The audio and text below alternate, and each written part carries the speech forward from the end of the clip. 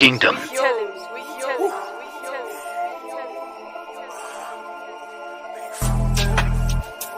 the top, I'ma make it.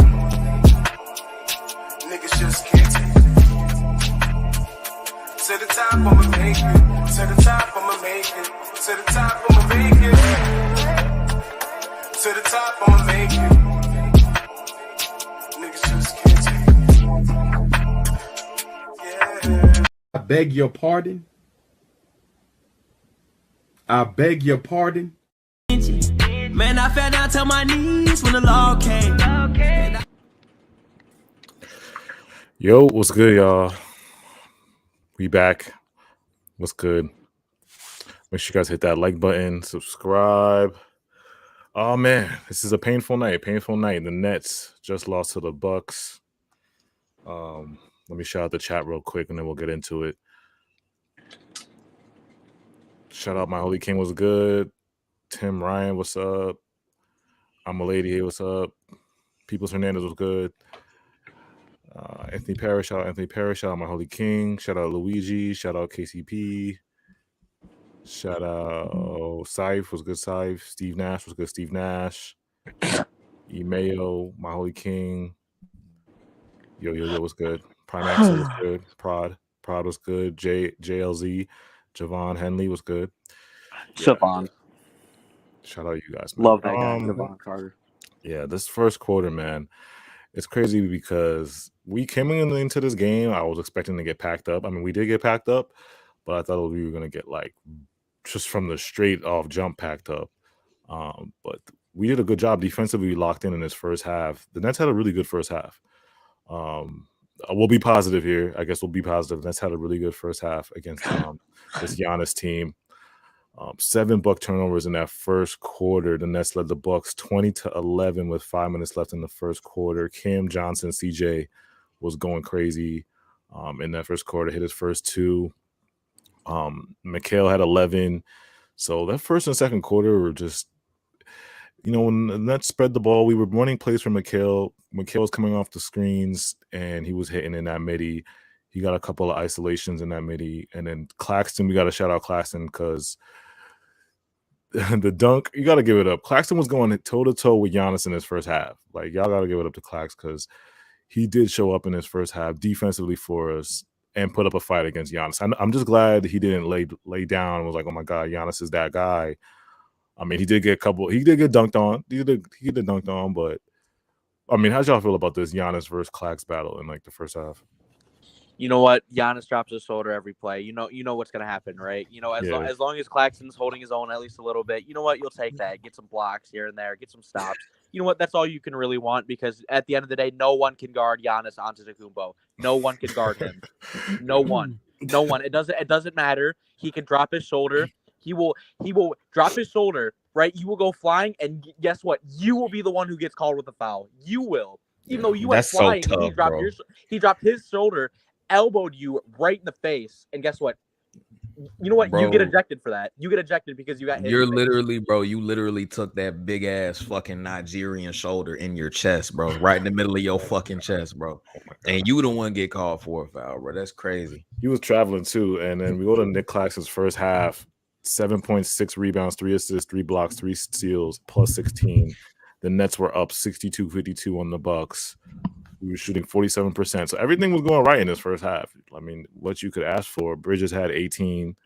CJ had 15. Dinwiddie had 13. So, like, it was balanced scoring. But then I just felt like when at halftime, I was like, okay, we're doing good. We just got to keep it. But then I just feel like the Bucks were just in cruise control. Like, they were just like, oh, that's the best y'all can do? And just, like, waiting for that moment to just step on us. Kind of like. And our bench also put up a stinker. Yeah, exactly. Like Jacques was going to his bench, and then like we were getting nothing from. We literally had nothing off the bench. Like I don't think a single person did well off the bench tonight.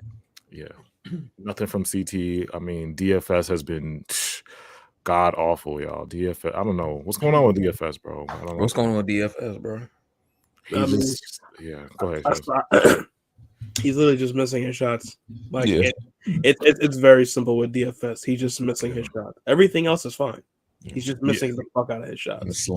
He's been in like really bad So I forget the stats on DFS. I forgot his percent ever since the trade happened. Nah, why you doing that? Nah, because it's been really like bad, bro. Because he was doing like mid in Dallas. Yeah, but it got even worse. I think. But you know what? I gotta at least give it to him. At least he can play defense. Joe Harris. That's tough. You're right. Joe play defense. There's a lot of people you can say that to, like fucking Royce O'Neal, Cam Thomas, Seth Curry. A lot of people. That third quarter, the Bucks just go on a run, 12-2 run. Brook Lopez ties it at a 64 all around the 2-3 minute mark. He hits that three. And then we go to Brooklyn Bridges in that third quarter, goes on a crazy run. But the problem I think that was Brooklyn Bridges went on that run in the third, but Coach Vaughn took him out. I think Coach Vaughn took him out because he wanted to rest him. I'm not sure what it was, but when he came out of the game, the Bucks went on a huge 18-7 run in that third. I think it was 18-7. It was bad, and then it was packed up. We were packed up after that. That's The Last of Us. That really was The Last of Us in that third quarter. We just couldn't get back. But yeah. What's y'all reaction? Let me read the super chat. Shout out to Delusional. He said the Nets are so much fun after the trades. Oh, really? Oh my god! Yeah. Hey, man, why is he speaking facts though? This team is like, oh, we got the vibes back, man. We're losing. That's all that matters. That's all that matters, bro. It's all about having fun. At the end of the day, it's all about having fun. You ain't having fun, you ain't had nothing. Fun. Hey, what did Russell Westbrook say? Win, lose, or draw, have fun. That's all it is. That's all it is. Shout out to Peoples. Yeah, I'm down bad. Yeah, down bad. Coaching staff is bad. Shout out to John Connor. Yeah, I mean, what do you guys want? Jacques Vaughn. How do you guys feel about Jacques Vaughn tonight?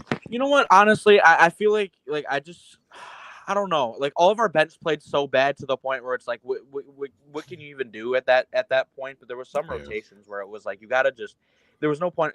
You gotta keep McCallum for that one, bro. Yeah, and the thing was, you gotta have a set. If Giannis is out of the game, go to the rim. Yeah.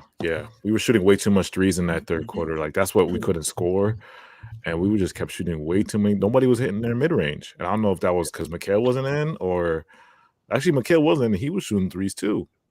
Yeah, it's like, you know what I'm saying. Go ahead. It's not even that. Like you can't even go at JV in this situation because who the fuck really was playing good off the bench? Like outside of the starting five, except DFS, who really was fucking actually stepping up. Like Seth Curry is now only a first half player now. Like that's what he's relegated to. Royce serving coffee for us. Patty turned into a fucking barista for the Nets. Ben Simmons is chilling. We know what Ben Simmons is doing. Ben Simmons is on his thought tour. He's just having a hot boy summer early. Hot boy summer's crazy. Honestly, someone, bro, I wasn't even like worried. I don't even care about how he plays on the court. Right? He's dripped out on the sideline. Let's go. Let's go. Yeah, but 4 from 22 from the field overall bench shooting is trash. Especially when Yuta and Sumner are out, that your bench is very fucking thin. Okay, so after what you saw tonight, why would you play Joe Harris over Yuta? Like unless you're really able to hit threes off of Joe Harris. If Joe Harris isn't shooting threes, what purpose does he serve at all? I can get behind playing him if he's shooting 3-pointers, but he isn't. He isn't getting any looks. It doesn't matter. Like if you're not shooting the ball, and if he's not shooting the ball, and you're making $18.5 million a year. Don't play. Why is he playing? Wait, I don't understand what he provides. He can't guard anybody. Yeah, well, tonight was an exception because both Sumner and Yuta were out tonight. But even then, I'm just saying going forward, he should get a look. Even DDJ should get a look. God, the 2 minutes I saw of Dayron, I just never want to see it again. I never want to see Dayron again. I don't care. I don't care if he played 2 minutes. It was bad. He just eats up fouls. He's young. My bad. Let me read some of these comments. Shout out to Monifa. She said, I can't watch the full game anymore. Shout out to Vondi. Said, wait, Seth played. Point guard Seth. Backup point guard Seth. Yes, sir. Seth can't even get in on the second. Don't read ciphers. Cypher's comment, bro. Don't read it. You found the stats? Hold on. DFS sense coming to the Nets average 6.3 he can't points, miss. 34% from the field, and He 19% can't from miss. three in I 7 told games. you, yo. Thank you, DFS. He can't miss. Is crazy. He's on fire. Yo, that is fire right there. Yo, shout out to Cypher for the whole. Let me read these. Good The turnovers. The Nets had 18 turnovers tonight, so it was really bad turnovers. And it was all, the second quarter was really bad in terms of turnovers, really bad. And it's just crazy to me that it sucks that, I like what Doe does on the defensive side of the ball, right? At least he does that, and but it's like, man, it just hurts that he can't hit one shot. Like, I shouldn't feel like you and Royce O'Neal are fucking equals. I shouldn't feel like that. Oh, okay. They don't compare on feel defense. Come on now. So that. On offense, maybe. Hey, and I still don't understand. Oh my, Dinwiddie's on the court, right? I'm watching this and I'm like, why is Royce O'Neal bringing the ball up? What are we doing? Why is Royce O'Neal? Why are we letting him cook? Sometimes they'll be putting Royce at the 5, and I'm like, yeah, we got we got killed on the boards tonight. It was 55-38. Like, you putting out lineups with Royce at the 5 and CT, CJ. Man, who are we gonna play? Who are we gonna play? Daron, he just eats up fouls. We don't have anybody. Thank W front office. Yeah, it's like, bro, we getting killed 55-38 on the boards. This team is so cooked. I don't understand what you go in if you're. What you go in retooling, but you want to keep Royce O'Neal, you want to keep Seth Curry, you want to keep Joe Harris, you want to keep all these guys. It doesn't make sense to me. And the thing is, with all these moves and with all these guys you got in trades, you couldn't even get a backup center.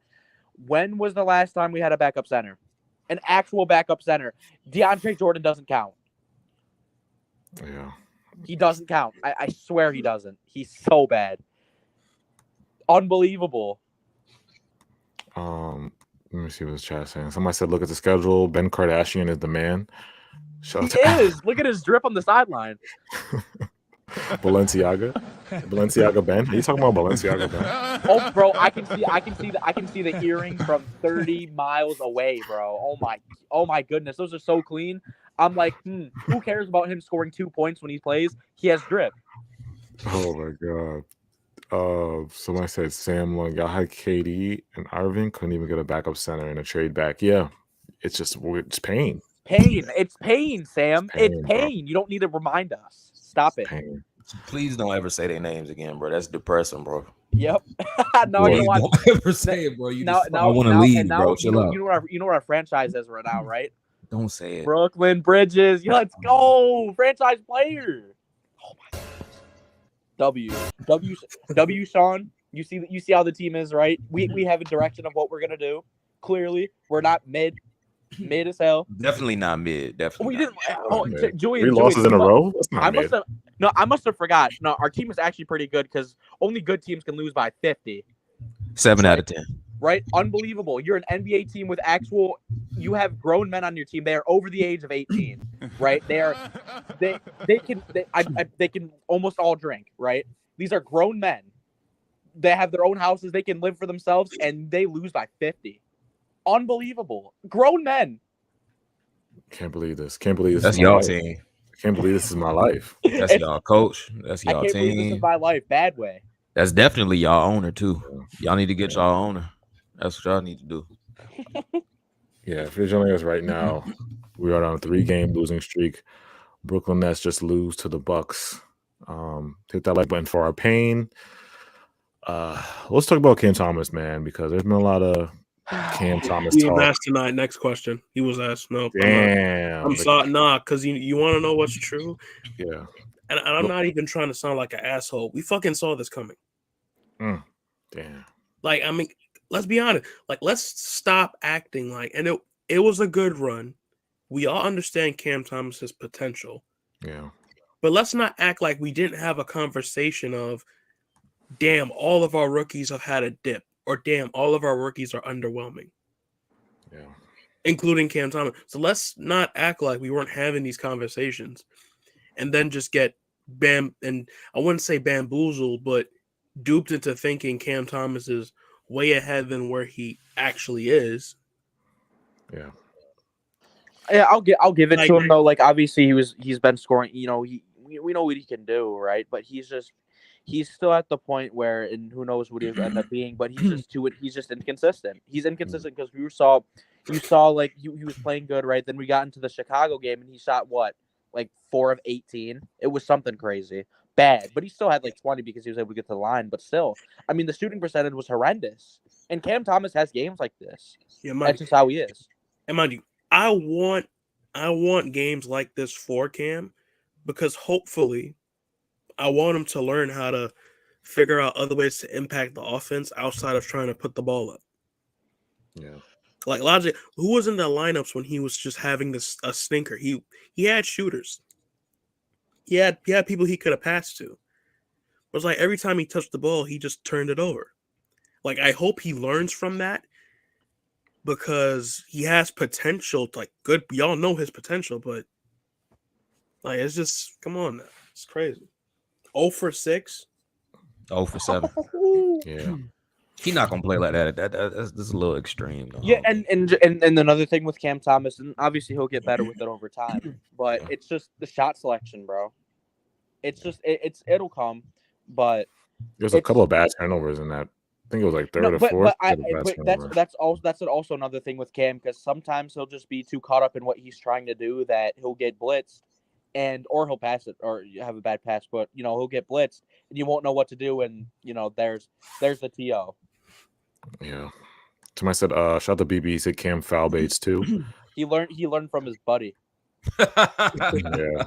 I wouldn't say he Hey, foul bro. baits too much, but he's so prone to shooting difficult shots to the point Everything. where He's too prone to shooting everything's everything. everything's a difficult shot. He doesn't really do anything that necessarily just comes easy to him. Like, and on top of that, he's not really a good playmaker in a sense where he can recognize he's not having a good game. He can just stop shooting difficult shots and try to get other guys involved.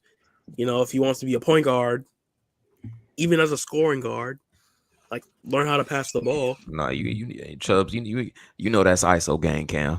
He don't even know how to spell pass. Understand this. Understand this. Okay. Yeah, 7 and 11 is not here no more. No, 7 and 11 is Why not are here you no more. saying that, bro? We was That's having a good all that day, ice, bro. all that Damn, ISO left bro. with them. Next topic. We changed it. Next topic. No, you said And Mike, So- it's not an overreaction, but let's be honest. Like, yeah, bro. as good as Cam is, it's the same shit. Like, he has terrible shot selection, and when it comes down to it, he's gonna score more. He's gonna try to score more than he's gonna try to play make. Yeah, And that's kind of his problem. So Chubbs, what you're saying? You're saying ISO gang died with 7-11? Yeah. ISO gang is gone. Yeah. No, ISO gang Kai, he gone.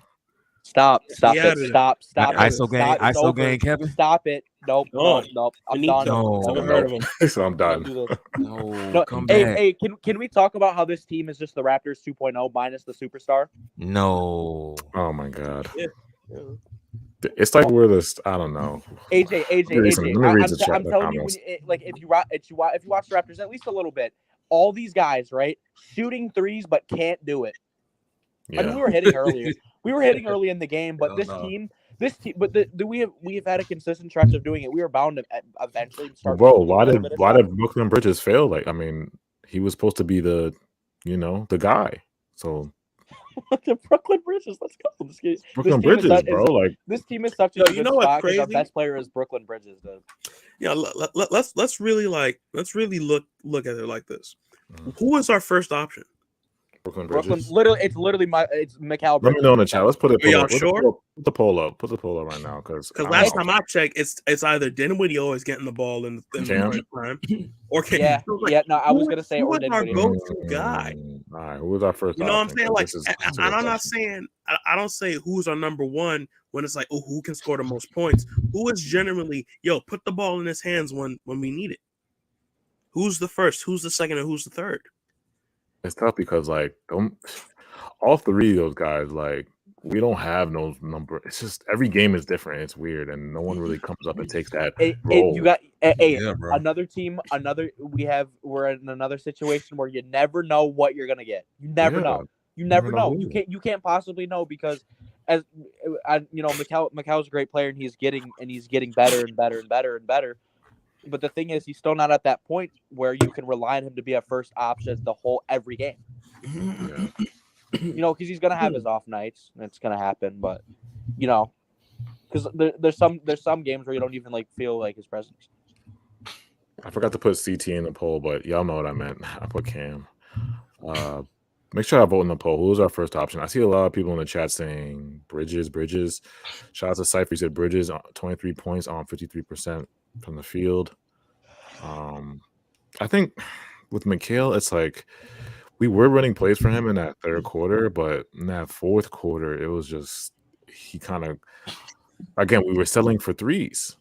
It's like do the Nets really have an offense? Do really think about it? Do the Nets really have an offense? I think there were times in this game where we did run some plays, but but there's always in every game that we've ever had, there's always been some plays that were run. At least come on, you're gonna have a couple. As an NBA team, as a professional basketball team in the highest league of all time, you're gonna run some plays sometimes.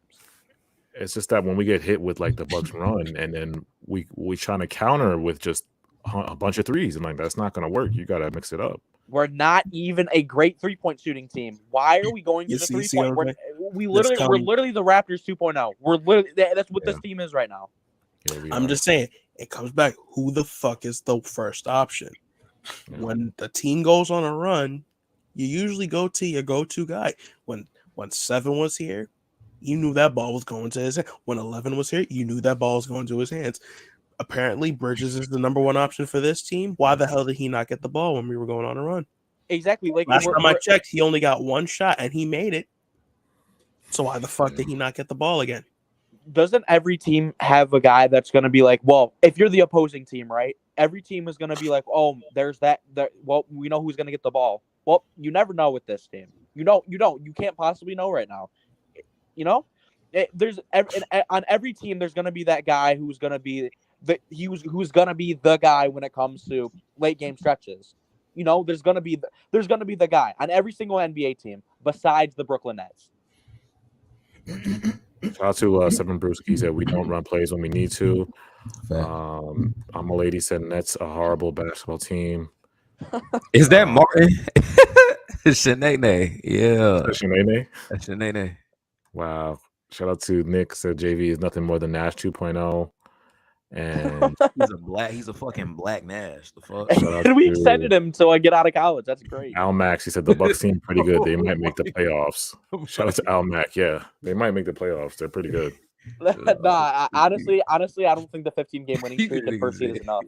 I think there's still a question mark. He said we extended him till I get out of college. That's crazy. That's depressing. And it's actually true. We don't even besides this year, really.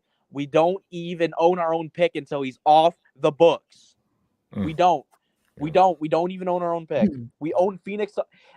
If Phoenix stays around for a little bit, it doesn't what are we going to be doing? I gotta say, the 2027 pick might have value, but it's fucking 4 years from now. It's how long that is.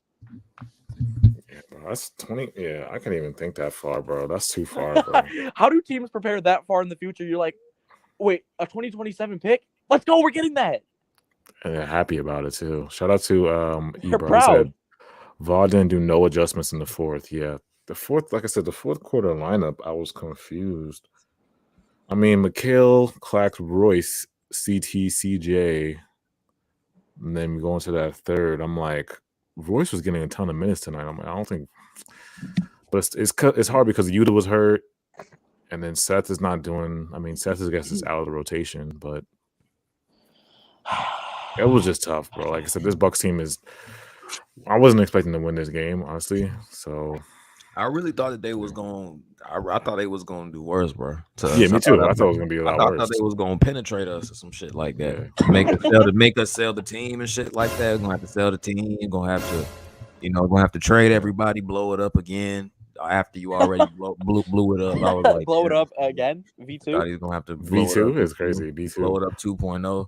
But the fact that we're at a point where I'm just happy that we didn't get blown out by a certain number is, it's depressing. It's horrible. You guys all know, right? Now ever since this has all transpired, AJ officially has zero feelings. He doesn't have anything. He's broken. I'm emotionally unavailable. Emotional damage. No, emotionally unavailable is wild. I am, bro. The team has made me emotionally unavailable. His emotions are MIA right now. They are AFK personally. You know your fucking team sucks. Frickin' Utah. You know your team sucks when you're using terms from fucking Twitter, bro. Emotionally unavailable.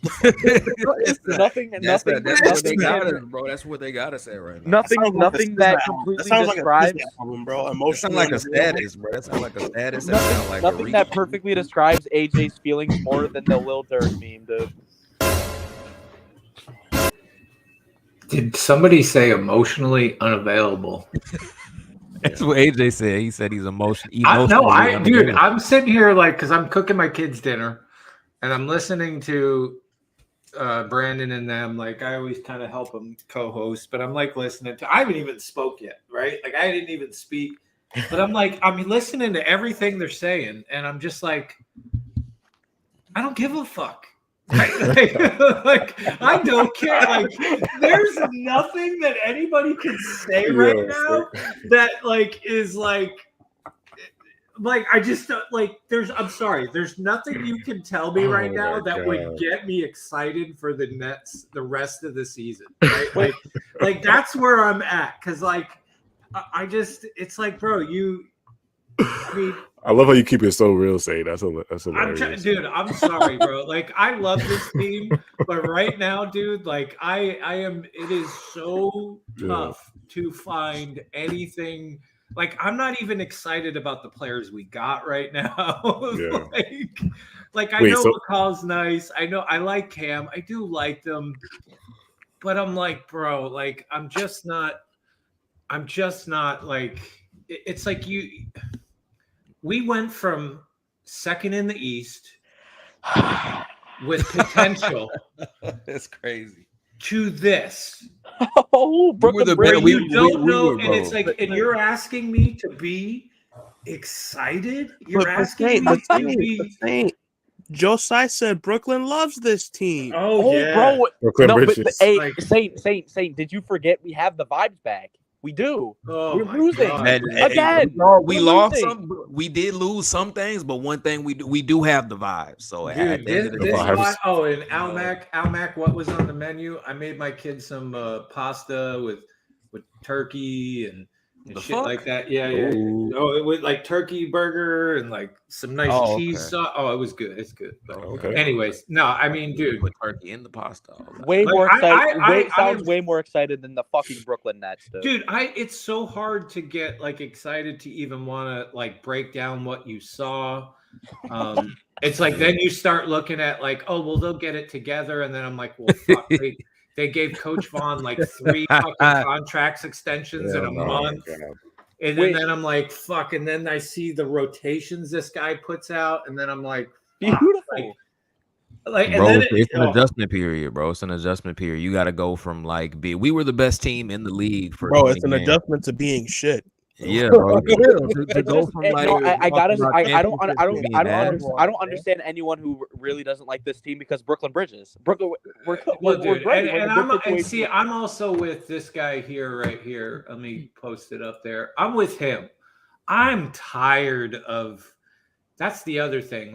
You know what? These motherfuckers are not on our team anymore, dude. And I'm done. I'm done. I'm also done with the whose fault it is because I've been saying it for 3 fucking seasons now. When everybody's trying to pick sides, it's everybody's fault. They all played a part why this was a big pile of steaming shit. And it is. Well, I gotta be hot. When I was being hot, steamy, it's fucking condensation everywhere, bro. I'm over it. You know what? Fuck Kyrie, fuck KD, fuck James Harden, fuck the current fucking all of it, dude. I'm done. Have you noticed all the stands are gone? It's that actually I'm excited about. The fact that there's no stands is beautiful. I absolutely love it. But it just, I know I'll get there. I'll say this and I'll shut up. Like, I know I'll get there, but it's just like another season of the Nets where you go from extreme high to extreme low, and you're doing it like multiple times during the season. And now, yes, there is a finality. They've been traded. We no longer have to do with that. But now it's like you're back pre them, and it's like I'm trying to like, because I know Sean Marks didn't get value of what we had and what we're left with. Like those 3 stars, we should have way more, but we don't. We should have been able to get another star, but we didn't. So it's hard for me to be as excited as I was prior to the 2 guys coming there, because at least you saw the team come from dirt and get built up to something where you could be like happy to watch. And then you saw what was coming. Like Brooklyn was a nice place. It was attracting people, but now it's like you've got to, and I'm even concerned about stars that may want to, like guys that are on this team now that may want out because of how the coaching is. Me or too. Because of how, like Cam Johnson, I don't know if anybody saw, I'm sure they did, but how Cam Johnson like was talking about how expectations of defense and what they were doing when he was in the Suns. And then he said he came here and it was like a complete opposite. And he was like trying to spin it in like a positive way where he missed these and it's like, bro, I'm a little concerned about the future because I don't know who wants to come here. I don't know who's going to want to play for Sean Marks and Coach Vaughn. Coach Vaughn has his okays, but at the same time, it's like he's got, somebody called him I think it was some guy, DJ on Twitter said, he basically is a bald black version of Steve Nash. I just called him. Yeah, somebody said that in the chat too today. Yeah. Like, are you like it? Just I don't know, dude. I'm not there yet. Like, I'm not. Claxton's a free agent in 2024.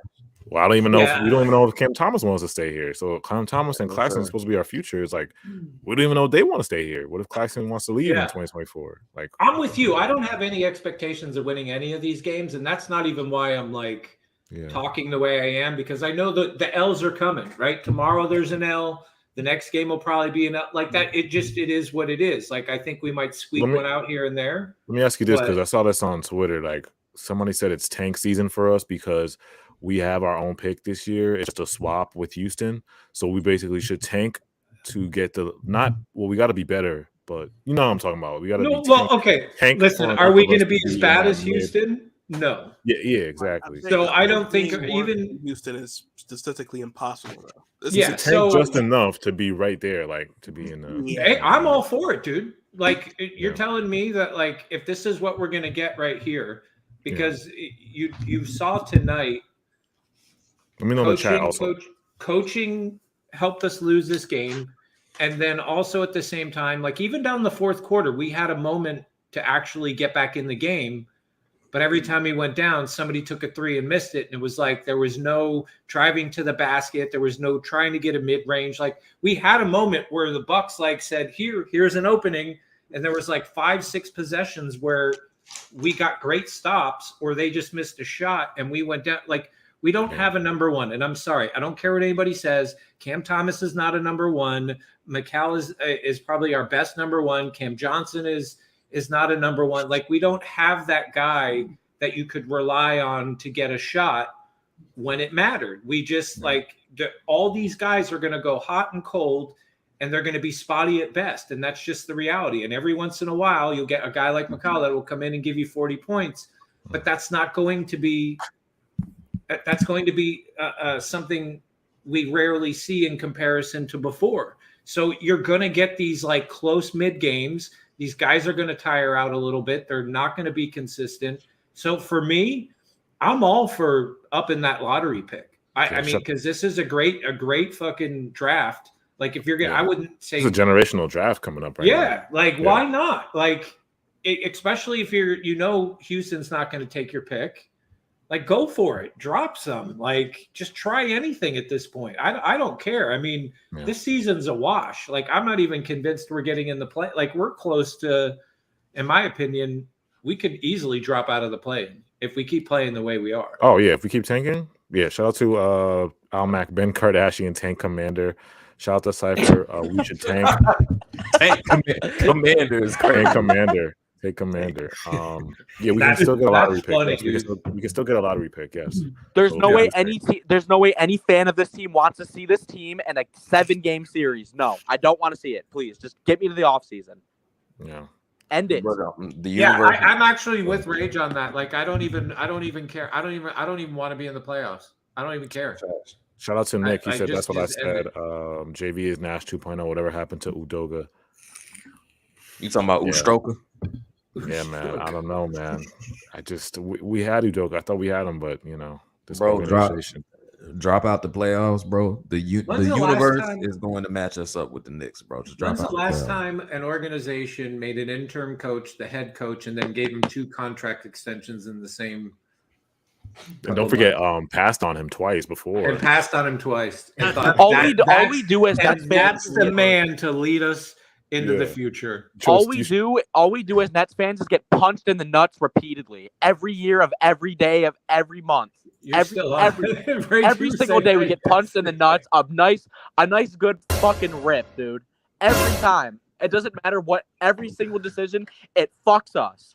Every time. We can't have anything nice ever. How does this happen?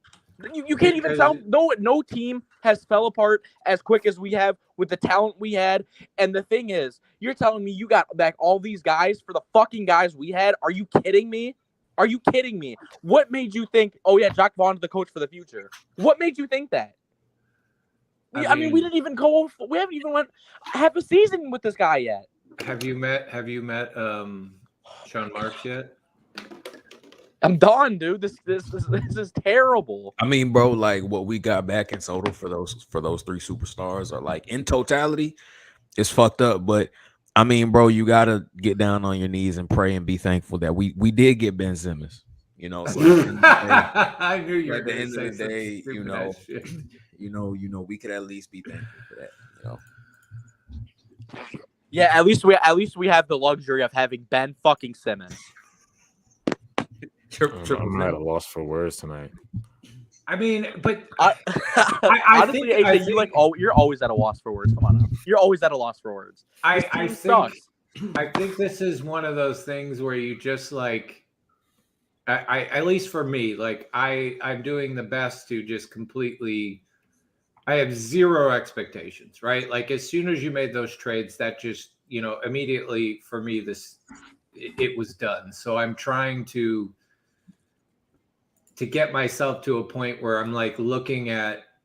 I haven't quite got there yet, but I'm looking at current players that we have that I'm hoping we keep and build around. But that's where I kind of get really nervous is because you look at the simple fact is Sean Marks and Vaughn are still here. So it like for me, it's like one of those things where it's like even I see something like we don't dude. Perfect example. And I got flamed for this. Remember when Javon Carter got here? Yeah. And I said, I like this guy. There's something, he's what we need in some respects off the bench. He's what we need.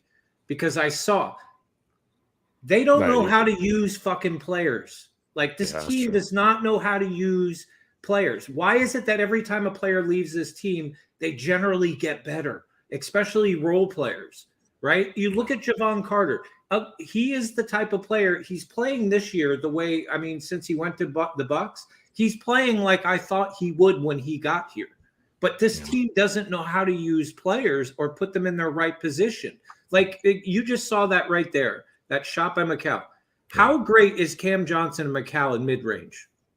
They're good.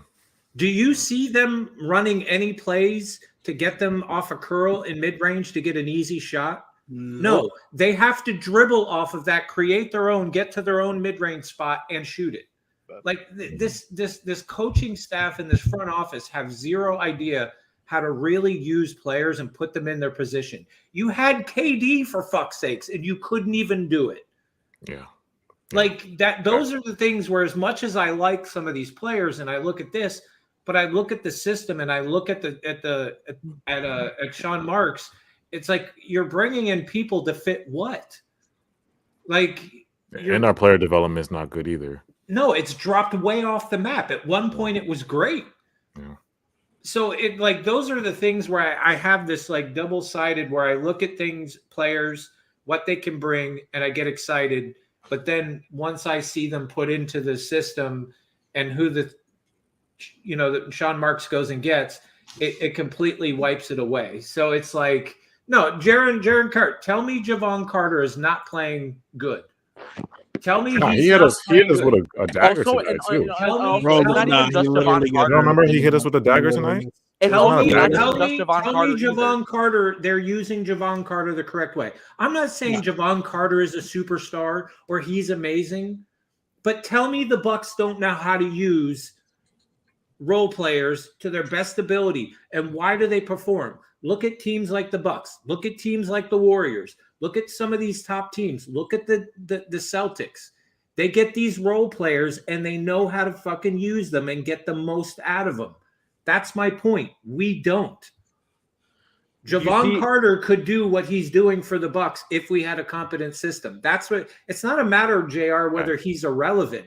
It's a matter of our coaching staff and our GM getting players and then not being able to use them to get the most out of them or to have a system.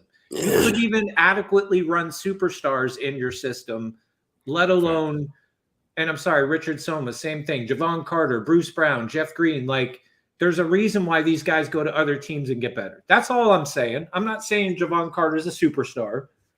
No. And bro, for his role, like I said, he's fit that role for the Bucks, and he comes in and does his job, bro, at a high level. You saw like tonight. I literally watched him hit a corner three. It was a timely corner three that gave the Bucks momentum to win this game. I literally watched it on TV. Like y'all didn't see that? Like it was Javon Carter, and I remember I texted Rage. I was like, "Yo, it would be Javon Carter doing this to us, like hitting us like."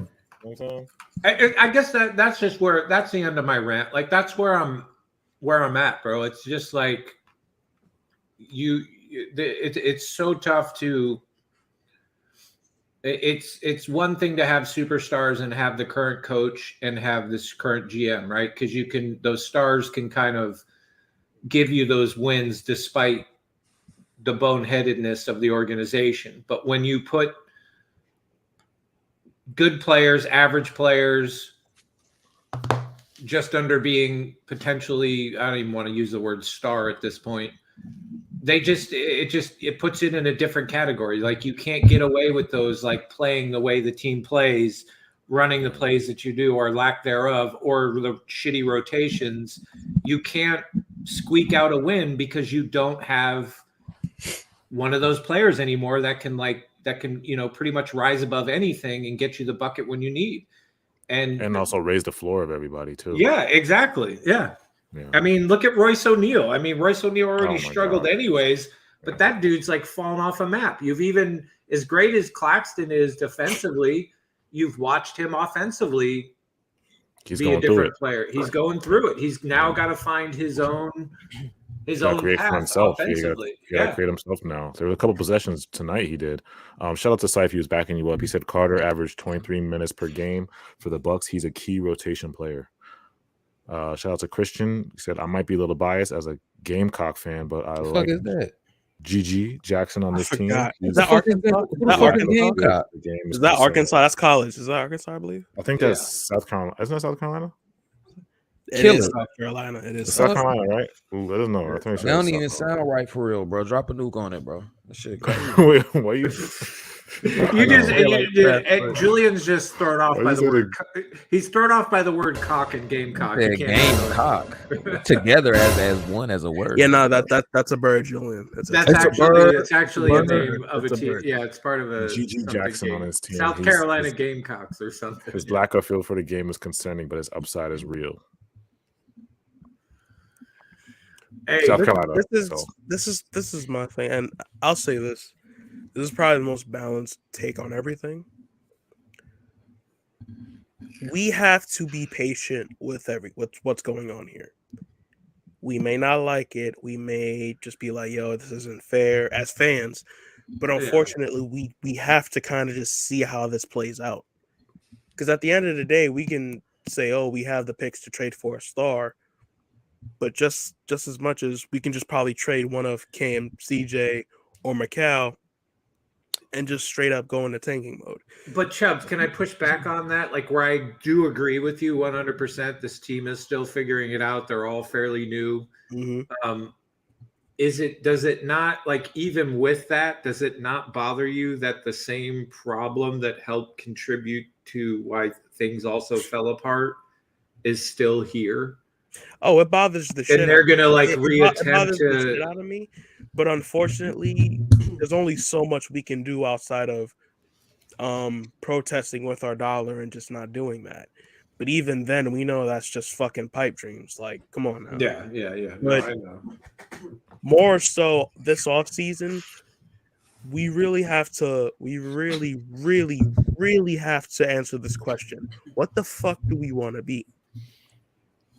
Oh, Like, I don't even think they know that. Like, I don't think you could even answer that this season. Like, do we want to be a competitive team? If so, we need way more than Mikal Bridges as a first option. You know, that's No, but I mean, but bro, you already know right now that they know that.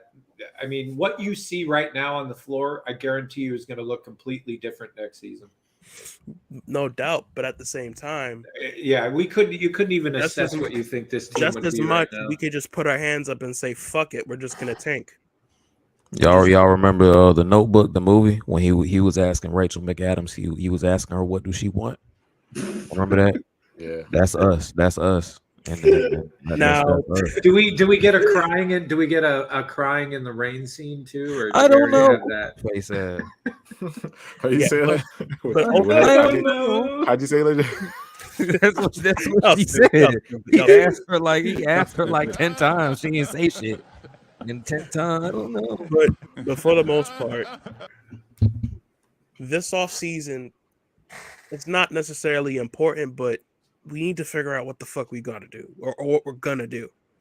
Yeah. Because there's no way you look at fucking guys like Mikal and CJ and Cam and Clax and be like, yeah, we can be competitive, but in the same sentence, we can try to rebuild at the same time. It's not going to work out, especially if you're not going to trade guys like Joe, Royce, Seth, or whatever, or more likely he's going to let them fucking walk. So I mean, I could easily see like what you could. Okay, so if we're looking at that way, and first of all, I have to say this: the fact that Julian's watched The Notebook and I never have is fucking hilarious. One, two. I things I would hope happen next season. Patty's gone, Seth is gone, Joe Harris is gone, Ben Simmons is gone. I'd like to see Royce O'Neal gone. I'd like to see those five gone. Just get rid of those, please. Fuck. Like I did throw Dayron back in the G League. I don't care whether you put him in it. I don't care. But you've got to move on from these players that are not. They just like now that are because I mean, but think about it this time. You could make the case for a couple of those when the stars were here, but if you look at the direction. Al Mack, I'm just saying. I know Ben Simmons is probably not gone, but I would like him gone. There's a difference. The players that I would like gone, I think, served this team at one point because of the players we had, even though they were frustrating. But I don't. They definitely don't serve us now. Like Seth Curry is a cone. Royce O'Neal's a cone. They're all mad inconsistent. They can't do anything unless they get wide open shots where they stand there beside Seth. Like it's time. It's time. Like if you're going to embrace the rebuild and you're going to embrace getting younger and you're going to embrace like bringing in younger players that can do multiple things, like you have to cut that dead weight. You like no more of this. Like you can get away with one-dimensional players when you have superstars, but not at this point anymore. You've got to get guys that can do more than one thing and have a little bit more controllable because unless they're going to get a star next year, I don't know how. Only way I see it doing is via trade, quite honestly. Yeah, the only way. But going into the draft, we should have a war chest. And when I say we should have a war chest, literally anybody on the bench currently that played tonight should be up for grabs outside of the young guys and maybe Spencer. But even then, take calls on Royce, take calls on Joe, take calls on Ben, take calls on Spencer. And you want to know what? Take calls on DFS, because more likely we're probably going to get way more for him because he's a commodity. He's a 3-and-D wing. People need that. And just build a fucking war chest. And just build through the draft if you want to, or trade up and get a star, or trade to get a star, like a proven star. So, because more likely, Mikal Bridges is what, 27, 26, 27? Yeah, 26. Ben Simmons, 26, 27. Timelines do not match if you want to be a rebuilding team or you want to be the team that stays young until we get a star and we can go crazy. Shit doesn't match. Or Josiah just wants a mid Product. team.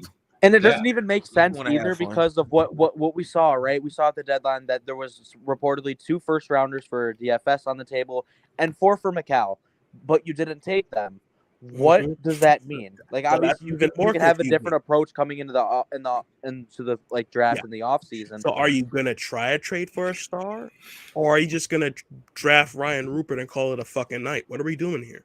But nothing, and it's sad at this point because with everything that we do and everything we've been through, nothing would surprise me, like at all. Like nothing we could do could possibly surprise me.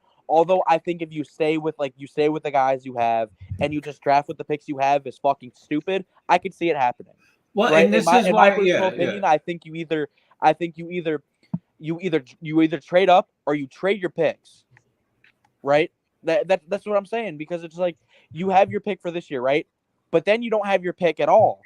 And the thing is, a lot of guys don't turn out. You gotta hope you find something. And then at the end of the day, we still have a bunch of these guys on the team as well. Do we really? But see, that's the problem, Rage. We're not even a team right now where we can wait for guys to develop. If you want to be a team like that, then trade some of these guys. Like if you're at that point, then you might as well trade Mikal Bridges. Well, I mean, but see, this is but to your point, Rage. This is like right now we're lucky in the sense where we can fucking just keep losing and it doesn't hurt us in the draft. Next season is different. Yeah, next season. Right? Like next season's different, right? Like you cannot tank next year or you're handing fucking Houston a great fucking pick. We don't even own we don't even own our pick until after Jock Vaughn. I understand that, bro. I understand that, but like this is the time to embrace the tank. And what's frustrating is despite like, and I did find this is Rage getting kicked in the nuts repeatedly. That's Rage. That's about the right every day. That's Rage, by the way. It just, dude, I guess that this is the frustrating, especially like when you do a stream to talk about the Nets or you do, spaces, it's like, even though we have all these discussions and we talk about what we think is right, people in the chat put in some good points. Like everybody's got all these good points. But like at the end of the day, I still just can't shake that no matter what we talk about, no matter what direction we think we should go or what could possibly happen, you still have Sean Marks anchoring the ship. Like he's still steering the ship. And Josiah, like he's a lot more involved than I realized, in my opinion, because him and like I am convinced beyond shadow of the doubt that Josiah, Sean Marks are in lockstep in everything. And if you gave Jock Vaughn to fucking these contract extensions, that Sean Marks is going to get one as well. Like, and with that, like those 3 guys being in lockstep, it's like, I don't even like. It's scary, man. Scary. Like, I mean, like, be honest, like, and even chat, like, what are the odds that Joe Harris, Patty Mills, Seth Curry, anyone at Royce O'Neal, any one of those guys return and possibly get paid more? You saw it with Patty Mills. Yeah, I mean, what's the? If I see extension in any of those you just named in the same sentence, it's gonna be bad. Damn, it's gonna be bad. Let me read these. it's sad with this team. I can set a timeline for how many times I've gotten virtually hit in the nuts. Literally, you can set a timeline for it. It's unbelievable. Ever since, like, it's been, you know how unlucky we've been. I've said this before, and I'll say it again. Nets fans are some of the most unlucky human beings ever in human existence. Not only did we go through a fucking pandemic, we went through everything else we went through. How does this happen? How does this happen? Rage, it goes way before that. It goes back to when we were in the ABA and we came to the NBA, and we went, and the Knicks felt so sensitive back then that they pretty much made us give them $5 million. And part of the way that they got the money is they had to get rid of Dr. J's contract. Like, so it's been happening since we got into the NBA, right? Like, we couldn't even come into the NBA with the best player at the time, right? The best player won us championships in the ABA, but the second we set foot into the NBA, you had to get rid of Dr. J. But it's unbelievable too, because when AJ wanted to read a couple things though, real quick. All right, AJ, you there? Yeah. What was I going to read? Oh, Cypher said a big problem with drafting a player is that we are bad at development new players. CT had 3 40-plus games. We still struggle to find him minutes. Shout out to T-Rexy. T-Rexy said Seth, Yuta, and Sumner should get a buyout tomorrow. Why should they get to play for a dumb organization? The G League is more exciting than his current team. Shout out to the G League, too, because I think they're on like a 13, 14-game winning streak right now. Ooh, a new team to watch. Nice. Ain't that something? I think I'm gonna start watching the fucking. Start watching the G League. Yo. Let's go Long Island. Shout out to DDJ, man. I'm about to wrap this up though. Oh, that's my G League All Star, AJ. DDJ. That's my G League All Star. I ain't got nothing, AJ. I'm glad I was able to hop in at the last minute. These are. I mean, it's obvious, like, numbers. I've noticed that once we lost all the stands, numbers drop, and I applaud the true Nets fans that, like if you're still watching this and talking and coming on streams and going in spaces and still, like, wanting to talk and share your thoughts, like, I applaud you. You're, like, fucking real Nets fans, because it's painful, you know? Like, and I think that the most annoying thing, too, these will be my last words, is that, like, the second we got those guys, everybody and their mother was hoping for our downfall. Like, every step of the way, nobody wanted it to work. And then it's like you have that, and then you watch what happened, and it's like it's hard not to think that there really are basketball gods. And one of them pissed off somebody else, and they're like, the basketball, like the Brooklyn Net god must have fucking slept with, like, the head basketball god's wife or something. He might have pulled an Ime Udoka or something, dude, because it doesn't make any sense. Like, it really doesn't. Like, if you really go down the list, like, of how many unfortunate things happen to us, bro, like, it's really crazy. It is. Like, I already said this, Julian. We are the most unlucky humans ever. And like I said, when we started this team, right? How do we get so unlucky that we pick up LaMarcus Aldridge in 5 games after he has a heart condition, he has to retire? Bro, some of the how do we get so unlucky that James Harden and Kyrie Irving get hurt 2 games in between each other? How does that happen? That's what How do we get so unlucky that KD's foot's on the fucking line? How are we one of the only states that have a stupid mandate? How do we have one of the only players who doesn't want to get the vaccine? How do we have how does all this like happen? Literally every athlete in New York had no problem except him. Except him. Oh my god. Bro, how are we alive during the time of the biggest pandemic that we've ever seen? Okay, if a girl ever wants to question your loyalty, bring up you're a fucking Nets fan. Yeah. If you don't, exactly. Like, I know what loyalty is, motherfucker. Nah. Really, fuck all that. Let's really talk about it. Everybody in New York had no problem with the fucking mandate except him. There was a couple that didn't like it, but by and large, yes. It's just unbelievable. How do we get this unlucky? How does KD get the first time KD gets hurt? Oh, there goes our first star. He gets hurt again, and then the fucking team blows up. And Unbelievable. The other thing I don't want to hear from KD anymore, like I'm done. Like KD, stop saying you really like this team and you wanted to stay and play, right? Like don't say that shit. Stop saying it because if you did, you wouldn't have asked for a fucking trade. Like you wouldn't have asked for a trade. You would have stayed. He did ask for one first, too. No, but he came back. He was the first one to really ask for one. But he came back. And then he's like, well, we didn't talk bullshit. You damn well knew what the hell was going to happen. You just don't like, I don't know. I don't buy the spiel coming from him right now. I think he's just playing safe and playing politics. Yeah. But it's just unbelievable how unlucky of humans we are. Humans. We are unlucky humans. And the thing is, it's never going to end. It's never gonna. If I'm 16, right? I wonder what else life has in store for me. Oh, you're fun. Yeah. Oh, dude, I've already been through this for like 25 to 30 years. Yeah, I'm expecting to go through it. You know what? I'm expecting I've been through this for fucking 10 years. Rage is gonna, dude. Right? Oh man, imagine. I already have gray hairs growing. It's over. You probably gonna go bald. All I care about is, and I'm gonna grow fat. I'm literally gonna click out of this in a second. But I better before I die. Like, can we please win it once? That's all I care about. Saying, you know what's crazy? That might not happen. Yeah, so I might just die. No, I was thinking about that like yesterday. I was like, man, we could all be dead and not see a championship. Don't get it fucked up. That's the depressing part of it. That's crazy.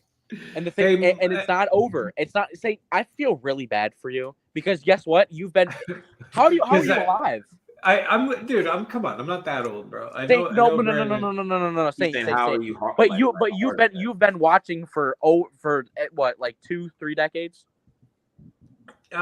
Religiously for 2. Why would he call me that? Why would Isaac call me that? Don't ever call me that ever again. Don't call me one of the other. No. I will say this: 20 years pretty religiously.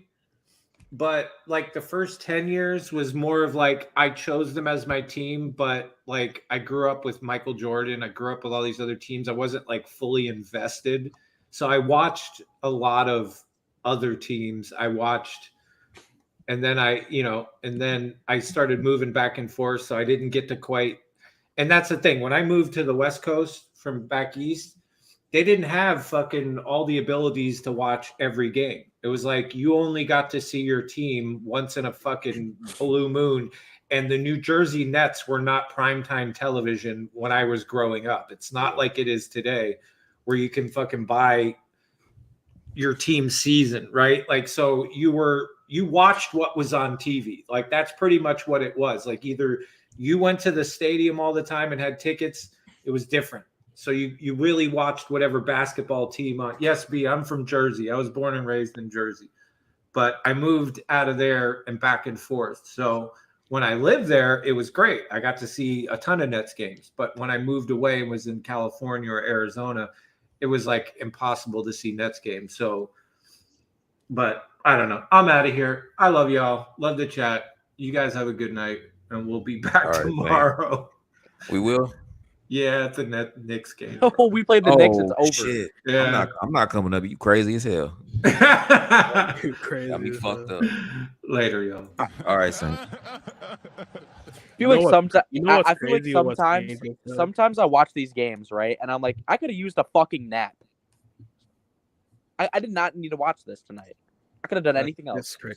I could have walked the dog, went out and got some food. Hell, walk by myself. You know what? Just walk a couple miles. You know, that would be more worth it. But no. You know what's crazy? Like the hilarious part? I've been a fan of this team since they moved here. Yeah, I know Knicks fans like to laugh at that. Like, oh my God, you like, yeah. Like the idea of a team literally down the street from me was fucking like, yo, let's go. And I remember the first game I went to, it was versus the Magic. And if I remember correctly, it was either Anthony Morrow or fucking Demon. One of them. He went crazy, won the game. He like won it 108, 101. Off rough memory. I don't know. I'll probably look back. From then, we ain't done shit. At least Saints seen 2 finals. Imagine 10 years. Imagine 10 years of your fucking. Yeah, I'm sure. Like, imagine 10 years of just seeing your team be just a bunch of dickheads. Being cheeks. That's crazy. Like, it's not even a team. It's just a bunch of motherfuckers in jerseys. Yeah, That's y'all team, bro. Nah, you gotta love it though. Like it's just it's so unfortunate. You can't even talk about it enough how unlucky we are, and it's just we don't even have we've never had an identity at all, bro. And I don't see it coming anytime soon. It doesn't even make sense how you go from the team that you have to all of this in the matter of a few years. No, bro, shit. No, Nick, we can't even laugh at them anymore because look what you can't say shit, bro. They might be better than bro. Listen, they are better than us. The Knicks would beat us in the series, bro. Come on, bro. But can we? I don't like. I'm not very religious, but can we just pray that we just don't make the playoffs? Because I had a nightmare about it last night, bro. I looked at my phone in my dream, and I saw that we were matched up with the Knicks going into the playoffs, bro. And I woke up, I was sweating and shit like that. Can we just pray that doesn't happen? Because the Knicks clapping us in a series, bro, is just something I would have to retire. I don't think I could watch basketball again, bro. I don't think I could watch basketball again, bro. That's to go from oh my gosh, bro. Oh my god. Can the Cavs just keep winning? Yes. Oh my god, tank the team, blow it up. I want to beat the Knicks and then I want to tank. Tank the team. Blow it up and kick it while it's Would on you the say, board. AJ? Shoot We it. can beat the Knicks and then I'll tank. I want to tank after we beat the Knicks. Facts. After we beat the Knicks. Yeah, we beat the Knicks. But I want them to openly let us know that they're tanking so I can stop watching. Yeah, exactly. If we on a good tank plan, I'm not. Like I said, I'm good. I want to get that lottery pick, and then I'm gonna get in draft mode soon. So And then AJ, guess what? Then let's wait 5 years for the guy to develop. 5 years, AJ. 5 fucking years. It's so depressing, bro. Nice. Why are y'all doing that, bro? It's depressing as fuck. 5 years. Oh That's my god. that's not even a short time at all. I'm not gonna be 23. And then that's an if, bro. That's an if he would pan out to be that. Oh my gosh, bro. No, And you gotta hope he pans out. You gotta hope he develops. Why you couldn't just resign this man, bro? Damn. This is what I was terrified of. Why is Ben looking at me like that? You didn't have to take him out. Come on. Why? Yo, AJ, Jay's gonna pull up. Yes, sir. yes. Oh, wow. Yeah. Oh, I need to hear what he's got to say. Ooh. I'm gonna drop a link in our chat. Oh well, until then, let's just. I just got off and they were closing down their spaces and I just went off on another fucking rant and Jay's like, you guys ended? And I'm like, no, they haven't ended yet. Do you want in? And he goes, yes. So W. This will make me a little bit happy. Yeah. So I'm gonna put the link in the make sure you guys hit that like button for us. We're gonna get Jay up here. Let me read some comments. Somebody said if we face the Knicks in the playoffs, I will be pissed. Shout out to Unless we Aqua win. Mikey. Clax is still growing. He got a few years in already. Shout out to Melo. When they develop, the Nets will trade him away. Trade who away? The guy we draft. The guy we draft. Okay. And you know what the worst part about all of this is, AJ? I got a math test tomorrow. Let's go. Oh my god. the Nets making me happy and having a math test tomorrow. W. BB said we will not fold and move out, and Yankees said Nets have been cursed ever since we moved to Brooklyn. Damn. We were cursed before. We were cursed before that, bro. I'm convinced. Understand this. The Nets had 2 championship opportunities, and they ran into 2 of the biggest fucking dynasties in the world. That's fucking cursed. That's just cursed. And I wasn't even mad because by that time I was living in Long Beach, California when that happened, and I was so excited. And my friends were trying to talk shit to me, and I'm like, bro, we're gonna lose. Right? I knew it. I'm like, we're going to make it interesting. Maybe I'm like, but we're going to lose regardless. I'm like, you're going up against fucking Kobe and Shaq at their primes. And then you went up against fucking the Spurs, and they were a fucking, probably the most well-oiled machines ever. Yeah. Those dynasty Spurs. Yeah, dude. Like it was beautiful to watch because the East sucked so bad. It was great, but it was like at the same time, it was like you couldn't ignore what was in the West. I mean, the West was just during that time, it was just unbelievable. The West was just stacked and just owned the NBA. Like the East was absolutely terrible. So the fact that they got there, you know, it was a testament to some things, but it just, unfortunately, you run up against fucking some of the best players and best teams of that era. It was just terrible. But yeah, I think we're just cursed humans at this point. I think we're just cursed humans. Hopefully not. Hopefully not. We got our depressed janitor. What's up, Jay? What's going on? Yo. Jay just heard my rant. I was fucking, yeah. What's going on, Jay? Yo, what's good, bro? Not the team. Yes. Oh man. Only anybody the figured out what we doing? Nets, right? Like I've been saying. I said we have to be cursed humans at this point. We're cursed humans. Let me read the super chat. Shelton Mark, he said, "Wow, it's so quiet in here. All the KD Kai stands are gone. Nets doc interviews start next week. I'm almost gave up, but got talked back into it by family and my producer. So get ready, Nets Kingdom." Shout out to Marcus, man. Yeah, man, don't give up the dream, bro. I mean, this is the perfect time. Like that documentary will work out for you. I know it's gonna be painful doing a documentary, but it's gonna hit even more right now, though. Yeah, as I'm saying, if you do this, Mark, it's gonna hit because people are still gonna watch it. They want to watch people's pain. They're gonna want to watch what happened to the big three and what happened. It's a perfect movie script if you want to be honest. But yeah, Jay, go ahead, bro. How you feel? How you feeling, bro? Yeah, I'm feeling terrible, man, because I don't see that we have a direction right now. Yeah. We have no identity and we have no direction. Do you think we should be in tank mode now? Like I see a lot of people saying like it's tank season. Or do you indirectly, yeah. Yeah, he said yeah. Yeah, indirectly. They're not going to admit that they're tanking, but I mean, sometimes you can, how a lot of Nets fans talk about reading tea leaves, right? Yeah. Sometimes you can read the tea leaves and see that a tank is going on without them telling you that a tank is going on. For example, it's like I love cooking, right? So when I go in the pantry, there are certain spices that you need to make certain meals, right? Yeah. Or if I'm trying to make a 5-cheese mac and cheese, if I only have 2 cheeses, clearly I can't make the meal that I'm intending on making.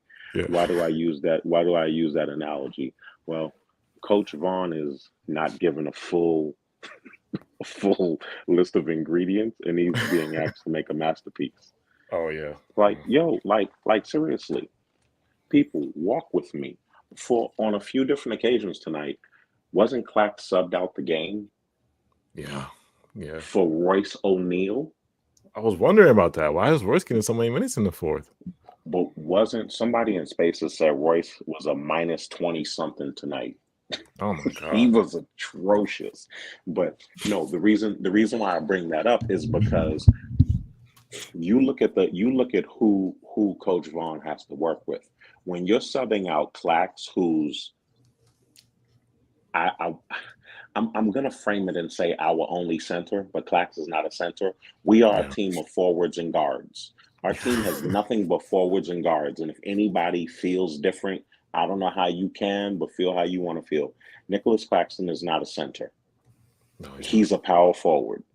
Day'Ron Sharpe is not a center. He's 6'8", maybe 6'9", power forward. Neither one of them are centers. We have no centers. We're a team of forwards and guards.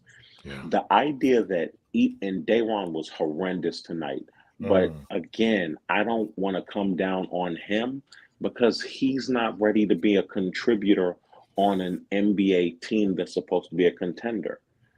That goes back to who does Coach Vaughn have to work with? He subbed out Nick Claxton a few times tonight with Brook Lopez and Giannis both still in the game. Yeah. So Royce was expected to guard one of them, and DFS was expected to guard the other. What did you think would happen? Oh my God. You don't, yo, when you don't equip the team with who they need. A question I asked at the end of Spaces, and it turned into a joke session, but I was really serious. Who's the best power forward that Sean Marks has signed or traded for? And when you go down the list of who he signed or traded for, you're going to come away with some disgusting options. I can't even think of anybody good, bro. I couldn't even think of anybody good. Yo, they were saying Justin Hamilton. Oh my God. Jared Dudley. Hell no. Quincy AC. Ew. Big good. RHJ.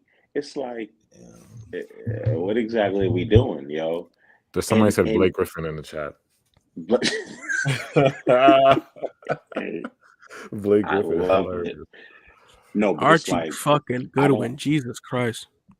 What is the direction of the team right now? Because it's kind of like, and we've talked about this for months now. When you go to roster construction, right?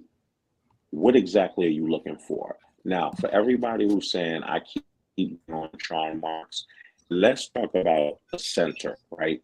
That man's back in September that he's comfortable going into the season with Clax and Day as our center options, and he analyze it as the season progressed. Tomorrow is March, which will make the 7th month from when you include September. Has he not seen that we need a backup center yet?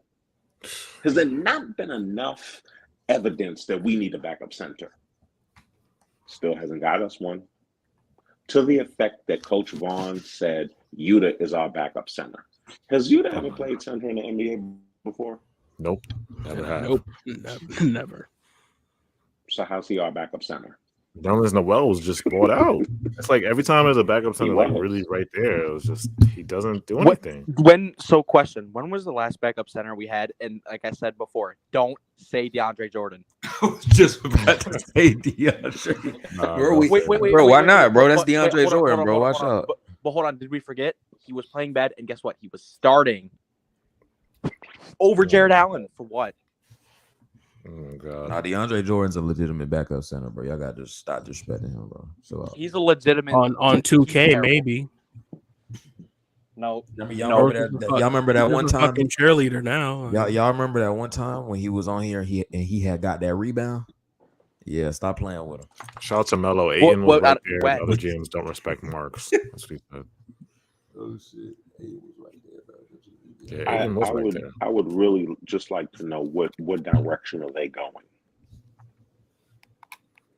Like what's after the Kyrie direction? trade, I was confused because I'm like, why did Sean Marks do this Dinwiddie DFS thing, and then just was like, okay, whatever, I'm gonna rebuild and get us picks. Like, what direction were you going in, bro?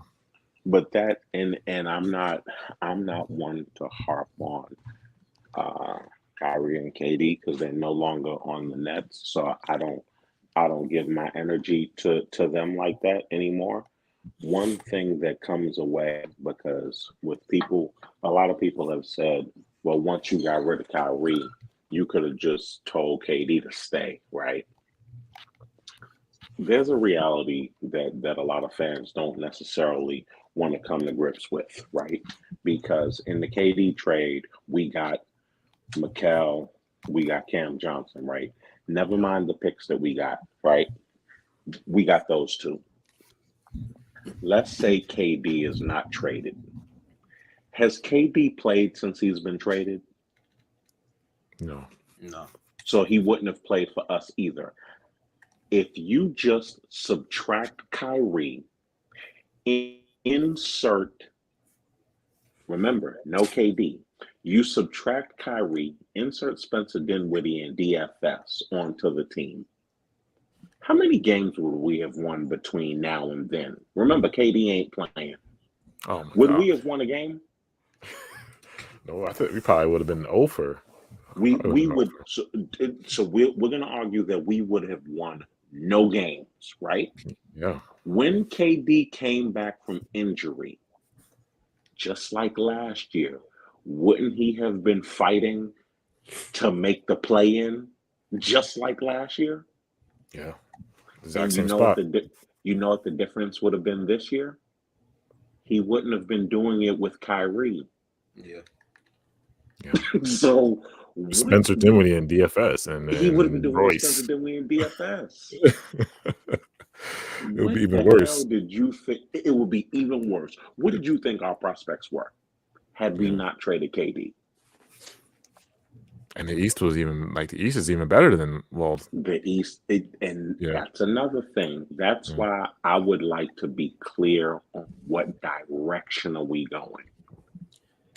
But we were talking about that earlier, Jay, because that's the problem. Like you look at these players and like I ran off like 5 players like you should expect to be gone next year. Like Patty should be gone, Seth should be gone, Royce O'Neal should be gone, Joe Harris should be gone.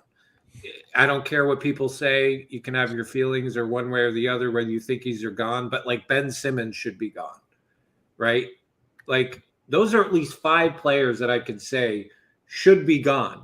But like, who wouldn't be surprised if Sean Marks brings back 2 to 3 of those guys? You know what I mean? Like it just, you don't know, like, it's like, that's why I said it. What you heard me before I was getting it off Spaces, is like, it's so hard to get excited and look to and wonder which direction we're going and what's going to happen because of who's still at the helm and who's still the coach. It leaves open so many possibilities of like which way this could go. And it brings into other questions. Are any current players wanting to leave that we would want to keep? Can I give us like counter to that? No, of course. I'm just throwing. Like, these are like questions and thoughts, so they're nothing like. No, and I think it's valid questions and thoughts. One counter that I would give is I'm not disagreeing with you. Sometimes NBA general managers and whoever's in charge of the trades, they do the job for another general manager who's incompetent. And they force them to make a trade that they otherwise would not trade. For example, I'm going to give the reverse of what I just said. The reverse of what I just said is Sean Marks gave a first-round pick for Royce O'Neal. Oh, I forgot to add him too. Yeah. Who else was going to do that? Nobody. So Sean Marks made Danny Ainge's job a lot easier because, and it's funny, not even a year ago, we were on this stream talking about Utah being one of those teams that was so far over the cap, they had to get rid of guys when the summertime came so that they could get under the luxury tax. And what did Utah do? They got rid of the 4 guys who made the most money. Yeah. And guess what they are? Under the cap. They're under the tax. Why? Because Danny Ainge was about making sure that it wasn't about winning because he knew he didn't have a contending team. It was about making sure that his team financially was not over the tax and not a contender. So going back to my point about sometimes you need a general manager to do your job for you and help you. Joe Harris, who scored no points again tonight, has one of the worst contracts. Is one of the worst contracts in the NBA right now. This summer, Joe Harris has one of the best contracts in the NBA to trade for. You know why? He's making he'll be making just under $20 million next season. But the reason why it goes from one of the worst contracts to one of the best contracts is because he is going to be an expiring contract. Yeah. Teams love expiring contracts. Royce O'Neal has another horrendous contract right now that we traded a first round pick for. And you clearly see Utah got the best of that trade. Royce O'Neal's contract next year is only guaranteed for $2.5 million. Although if you're trading for it, I think it's like a $10 million contract. So you can trade someone, for anybody who's not clear on how NBA trades work, it's either 75% or 125% of the value of the other person's contract. So if Royce O'Neal is 10 million, and I know his number is somewhere around 10 million, basically you can trade for a player as low as 7.5 million or as high as 12.5 million. Oh wow! For Royce, straight up. Because of that partial guarantee? No, because his contract is 10 million. Oh, okay. So the team that we're trading him to can send us back someone who makes 7.5 or 12.5. Now, the reason why it's a good idea for that team is because if they don't want to keep him, and usually the teams that do that are the teams that are trying to get under the tax, they can just cut Royce, and it's only going to cost them $2.5 million. Whereas they've traded him into a 10 million trade slot. So basically they're cutting $7.5 million off of their tax bill. Oh wow. So he ends up having a value contract for another team. Patty Mills is another guy who's going to be an expiring contract going into next year. So he's a value to other teams because he's an expiring contract. So Saint, while I agree with you in terms of guys who should not be here but may be here, a number of these guys have contracts that are value that can be seen as valuable to other teams. Oh, of course, and they should still be traded. Like there's no excuses now for Marks to trade these guys, bro. There's no excuses. That's part of the reason because you've talked about that, and I've been there, and I'm very well and much agree. It's like you have an opportunity to get rid of these guys because other teams will value that contract. So there's really no, like AJ just said, there's no excuse. Yeah. Like there really isn't. Like if you re-sign any of these guys or pull any like you did with Patty like last year, like then you're just not serious, right? Like, yeah, I don't. Does anybody think that he's serious? Well, I mean, but like you said, dude, like I want to know what the hell we're doing, and I want him fired. That's what I want. That's a question.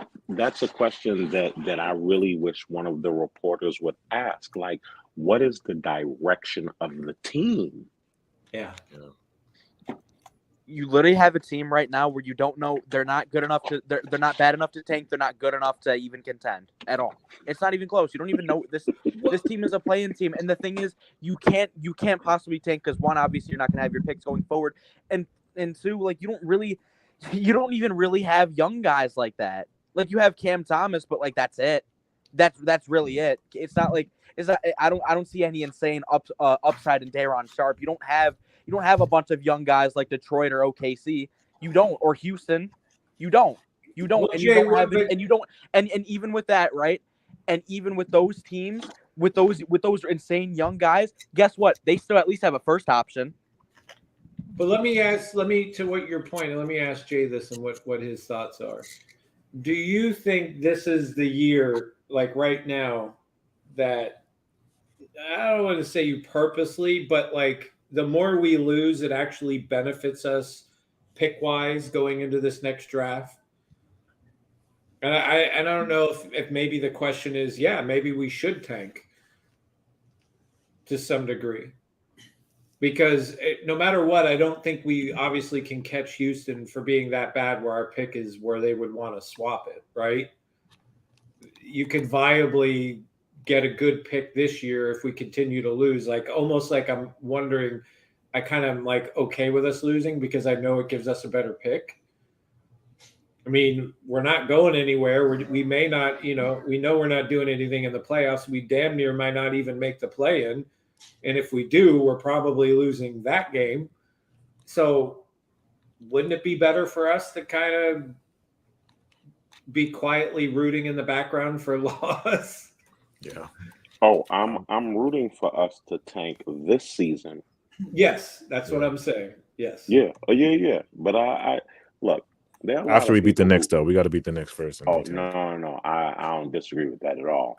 Yeah, I hope we win tomorrow. Yeah. I want to beat the Knicks, and then I disagree want with to that at tank. all. Then I want to tank. The reality though is because Houston just owns our pick outright next season. Everything that I've read up until this point is that the draft next season is horrible,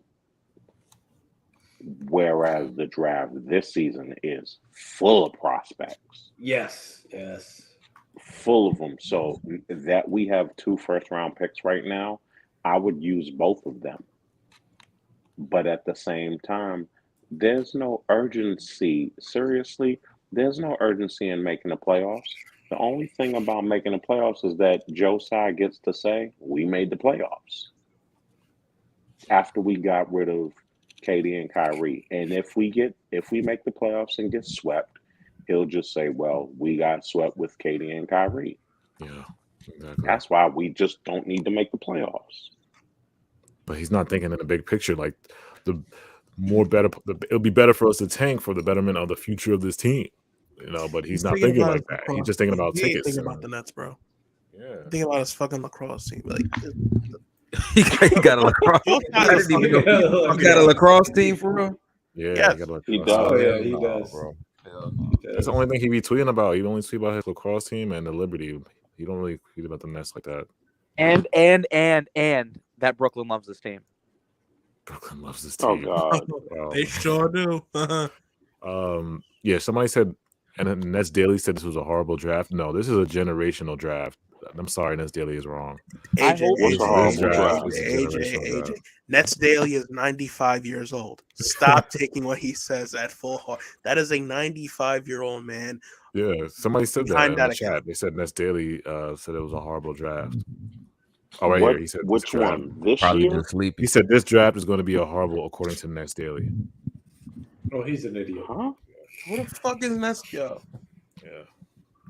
No, he couldn't have been talking about this draft. This Yeah. draft is generational. Yeah, this draft is crazy. Probably sleepy, bro. Speaking of the draft, though, Jay, like who you like? I started to make a list today because I didn't want to get in draft mode totally yet, but I'm leaning towards draft mode soon. But I mean, who are your like guys so far that you got on your list? I know somebody in the chat said Grant Nelson. I know Anthony Black, Emoni, of course. I know Emoni. oh, Emoni expeditiously if he Emoni. falls into the second round. Hell yeah. Brandon Miller, if he drops, I mean, I don't think Brandon Miller's gonna drop, but There's no shot. He's top 3. there's no shot of Brandon Miller drop it. He's top 3. I don't. No way. It's interesting that Rage said that though, because when you ask the question, and I'm not well versed on the legal issues that he has, although I know Alabama is one of those states where the gun laws are ridiculous. So even if he did bring a gun, they so lax on that, they really don't care. They don't care. Morally, I would prefer that my team stay away from him, depending on his involvement in the young lady being shot and killed. So morally, I prefer for us to stay away from him. He's the first name I thought of basketball-wise when you said, because he fits exactly what I just asked you all about. Who's the best power forward that Sean Marks has gotten? Oh yeah, he's so good though. Brandon Miller's so good, He would be that. Yeah. But and I say that from the standpoint of I really genuinely, as of right now, if you had to ask me, I don't expect us to make the playoffs. I just don't. Look, if it comes, and I've not looked at the standings in a while, but I'm pretty sure we're no longer in the 4 or 5 range. We're probably 6, and I think we're 6 right now. 6 to 8, in my opinion. We're 6 right now. So is Miami in front of us or behind us? They're behind us. So Miami will probably. How far behind us is Miami? A game now. Oh, okay. So Miami will pass us. So that puts us in the play-in, right? Yeah. Now, if we're in the play-in, I'm going to conclude, I could be wrong, please correct me if I'm wrong. The Washington Wizards are probably a play-in team. Hawks, Raptors. Yeah, Wizards are the 10th seed right now. Oh, wait. The Hawks? Hawks are the 8th seed. Raptors are the 9th seed. Wizards are the 10th seed. And then Miami's the 7th seed. And my bad, they're a game and a half behind us. A game and a half. Miami is, right? Game and a half game. I expect them to be better. Doesn't matter. Us. Yeah. I expect them to be better than us. And then we play the Knicks, we play the Celtics, and the thing is, this team isn't really good enough to win anyway. At the end of the day, we lost by 50 to the Bulls, who aren't even that good anyways. So I mean, the reason why I said that, and it's funny that you all said that those are the three other teams. I don't think we can beat any of those teams in a one-game playoff. And I don't know how far behind us the Hawks, the Raptors, or the Wizards are. I'm sure the Wizards would be the farthest behind us. But the Wizards, if they have a healthy KP, who has shown us this season, we can't guard him. If they have a healthy KP, if Bradley Beal is healthy, I would not sleep on the Wizards beating us. I just wouldn't. And I could see us falling behind the 7th seed, which means we don't get a home play-in game. Unless we in the game where, like, if we're the 8th seed, the only way we get a home playing game is if we played like Cleveland last year, who was 8 and they lost to us, and then they played. Who did they play? Is it because they had the tiebreaker? No, they lost to us. They lost to us, so they played. Did they play Atlanta? Yeah, they played Atlanta. Yep. Yeah. They played Atlanta, and they lost to Atlanta, right? Yes. Yeah. Okay, so no, but that's how Cleveland got a home game, because they were the 8th seed. They lost to us as the 7th seed, so we automatically got in the playoffs. And then they had the 8-9 or whatever seed Atlanta was, and they got a home playoff game. That's the only way the Nets would get a home playoff game for the play-in, by if they were the 8th seed, the 8 or the 9 seed, because the 9-10 gets a home playoff game also.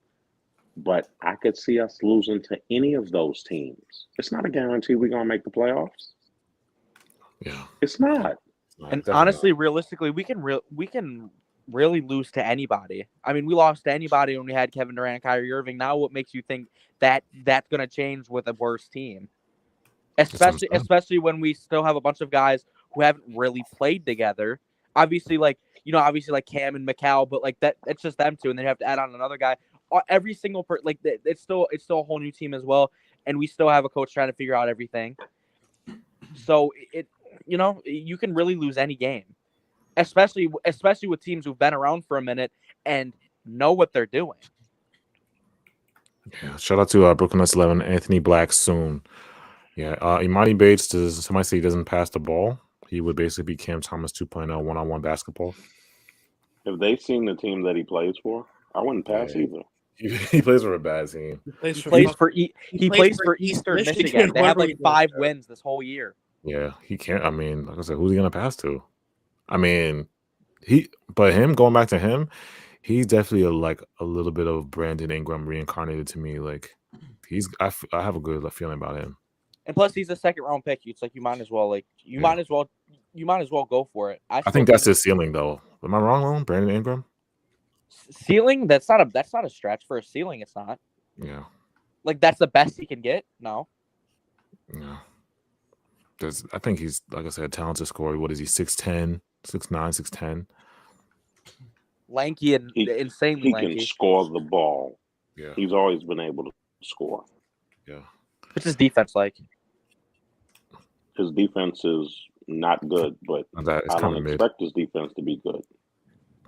But at least he has, long arms. He can probably get some deflections. And yet, he at least has an edge with the way he's built. Yeah, exactly. Mm-hmm. Shout out to Saif. He said Bates has a lot of potential. He's been compared to KD since he was 12. But Ben Simmons was also compared to LeBron. So yeah, Emoni physically scares me. He has no size. What do you mean by no size though? Like he's talking about he's definitely tall. So I don't know. Emoni just needs coaching. Yeah, He has some things that are not teachable. His length is not teachable. Exactly. He You needs can score coaching. at that height. You score at that height and like have that kind of athleticism. And that, He's 6'9". Yeah. He needs development though. Like I said, we're not saying he's gonna come in here and be. If we do draft him out, But and another problem with us, right? Every player needs development. Every single player needs development. Do you trust any of what we got to develop guys? And the thing is, with the way we are right now, right? We're gonna have to wait years for these guys to get what they need to, what they end up being. We're gonna have to wait years. Is that something we want to do? Yes. That's okay. No, I'm not. At this No, point, Rage. that's fair. But if you want to do that, why didn't you take the picks for Macau and DFS? No, because that's a complete tank. Yeah. That and you can't do a complete tank. Yeah, because of our situation until what 2027. Yeah, but you could. I feel like you could have taken like for maybe like one of those players. I think more so DFS. You could have finessed somebody for at least 2 or 3 ones for DFS, maybe 2 for DFS. Two. I think 2 for DFS. But at that moment where his value was that high. But it's sad to think, right? We're at that was reported, but it's sad to think that we gave up a first for a guy who was literally off the bench and realistically shouldn't be in the rotation anyways. Yeah, and we're wasting a roster spot. Like the deadline is tomorrow, right? Yeah, we still have an extra roster spot. Yeah. But it's clear. It's clear because although it's not like obviously like Jay said, we haven't completely tanked yet. They're kind of tanking without telling us. I mean, if you have an open roster spot and there's someone out there and you don't get them, you're tanking. I don't care. It doesn't matter. You're not trying to win. Clearly, you're clearly not trying to win if you're not going to try and get better, regardless of the situation you're in. Right? Shouldn't every team want to get better? No.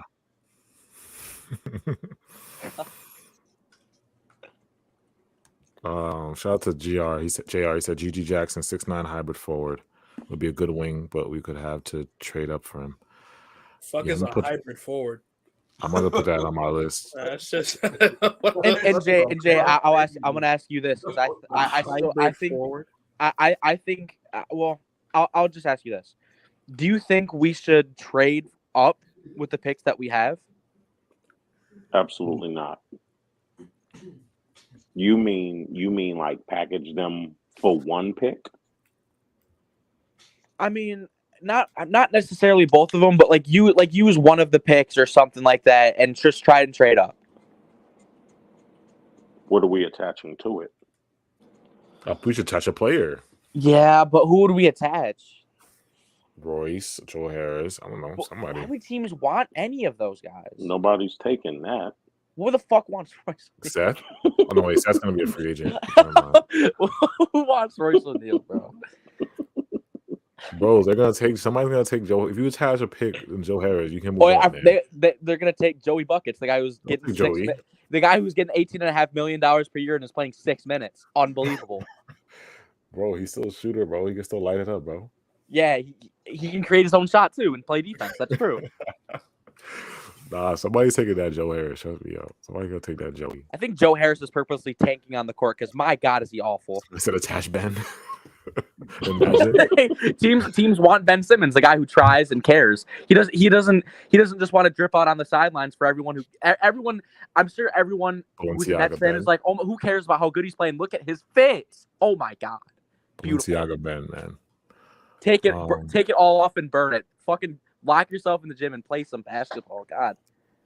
Nah, yo, Rage. I wouldn't. And the reason why I asked you that, because I've heard a number of people talk about packaging the picks to move up like into the lottery. This draft is deep, man. There's some lottery picks who are going to fall. Wow. Who are going to fall out of the lottery. And to be honest. And also the thing is with the team that we are right now, and no one expects us to really win anyways, and you essentially have your pick. You can just keep losing, and then you'll get better, and you'll get better draft odds. Because me personally, I just want the season to be over with. Fuck all this. This all sucks. I'm done. I don't want to see any more of this. And you know what? It'd be nice. I would love to hear Sean Marks say we're tanking so I can stop watching the games. That's how bad it is, dude. He said, "I would love to hear that." Even though every time I watch this team, I expect a loss, it still painfully pisses me off what I see. It pisses me off. It's unbelievable. I mean, I shouldn't be this upset as a human being, but here we are. But rage. At least you got them Tigers. Hey, Ben Simmons, he might be a LeBron 2.0 if you don't forget number 1, Brooklyn Bridges. Oh, it's over. We got a franchise player. Brooklyn Bridges. I just love his 3-point celebration. I just don't want you to get back on defense. Do it in someone else's face. Yo, it's 3-0. Put your hand down. You saw how he hit Brook Lopez with the celly? Okay, nah, I'm sorry. Someone has. That's the dumbest fucking celebration I've ever seen. Go, especially Mikal. It's your first 3. It's your first 3 of the game, and it's 6-3. Please get back on defense. Nah. Hey, I love that joint, man. He was having fun. Everybody does the celly, bro. Okay, but at this point, every 8-year-old, every 6-year-old is gonna be doing it. You know what? Hell, if I was 6 years old, I'd be doing it too. But stop, man. That's giving people fucking baby shaking syndrome, man. All and you know what? Brooklyn loves this team. Terrible. Brooklyn loves this team. You know how much money I'd pay for Joe Tsai to just see my message of me just wanting to sell the team?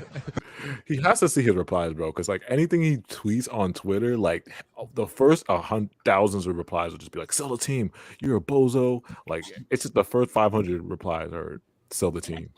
I'm gonna tell you, I don't know where it would go right now since Kyrie and KD were traded, but the idea that a portion of the Milwaukee Bucks, not even the whole team, was sold for $3.5 million.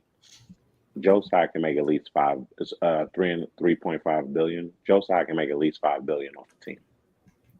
Yeah, bro. And that's more than double what he paid for the team. Damn. Wow. Not even 4 years ago. He can make a lot of money if he sold the team.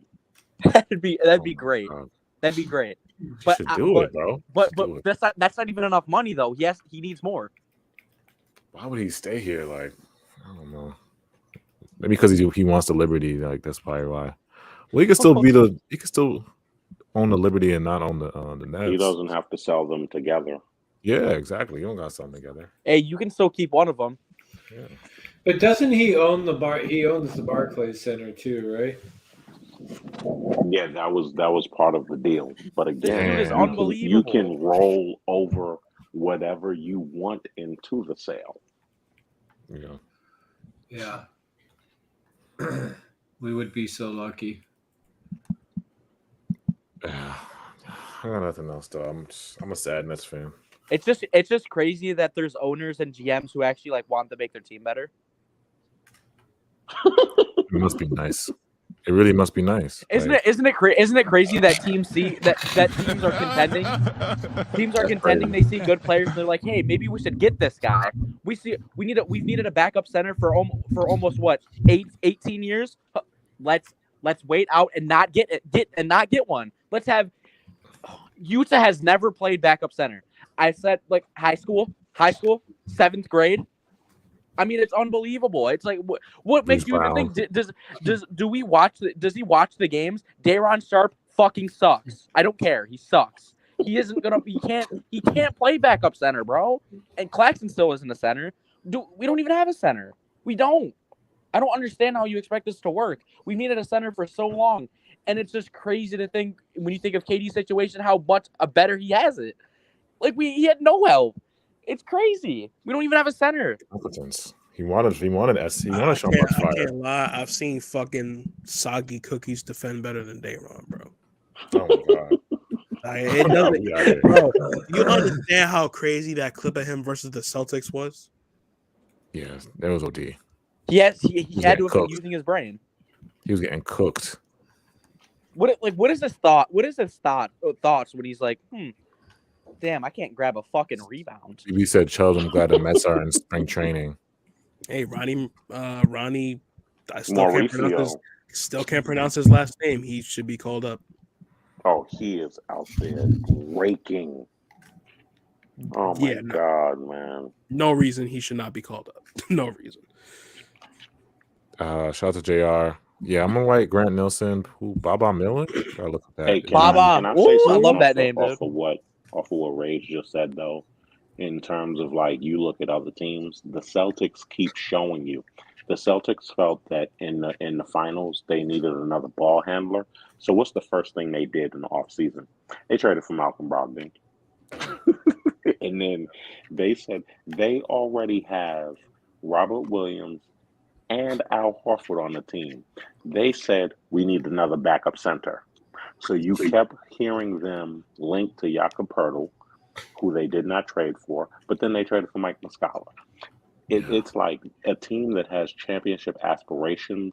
Brad Stevens, who was a coach and went into the front office, is now moving and shaking, filling team holes. Yeah. And you know what, like, what is our direction? He's a better GM, way better GM than Sean. You know what the sad part about it was? When we had KD, Kyrie, and Harden, we still didn't make the moves we needed to get better as a team. We didn't. It's unbelievable. It's like you had the team last year, right? I would look at highlights and I'm like, how the fuck is Kessler Edwards and Patty Mills on the court at the same time? Unbelievable with KD and Kyrie. What am I watching? And Daron Sharp.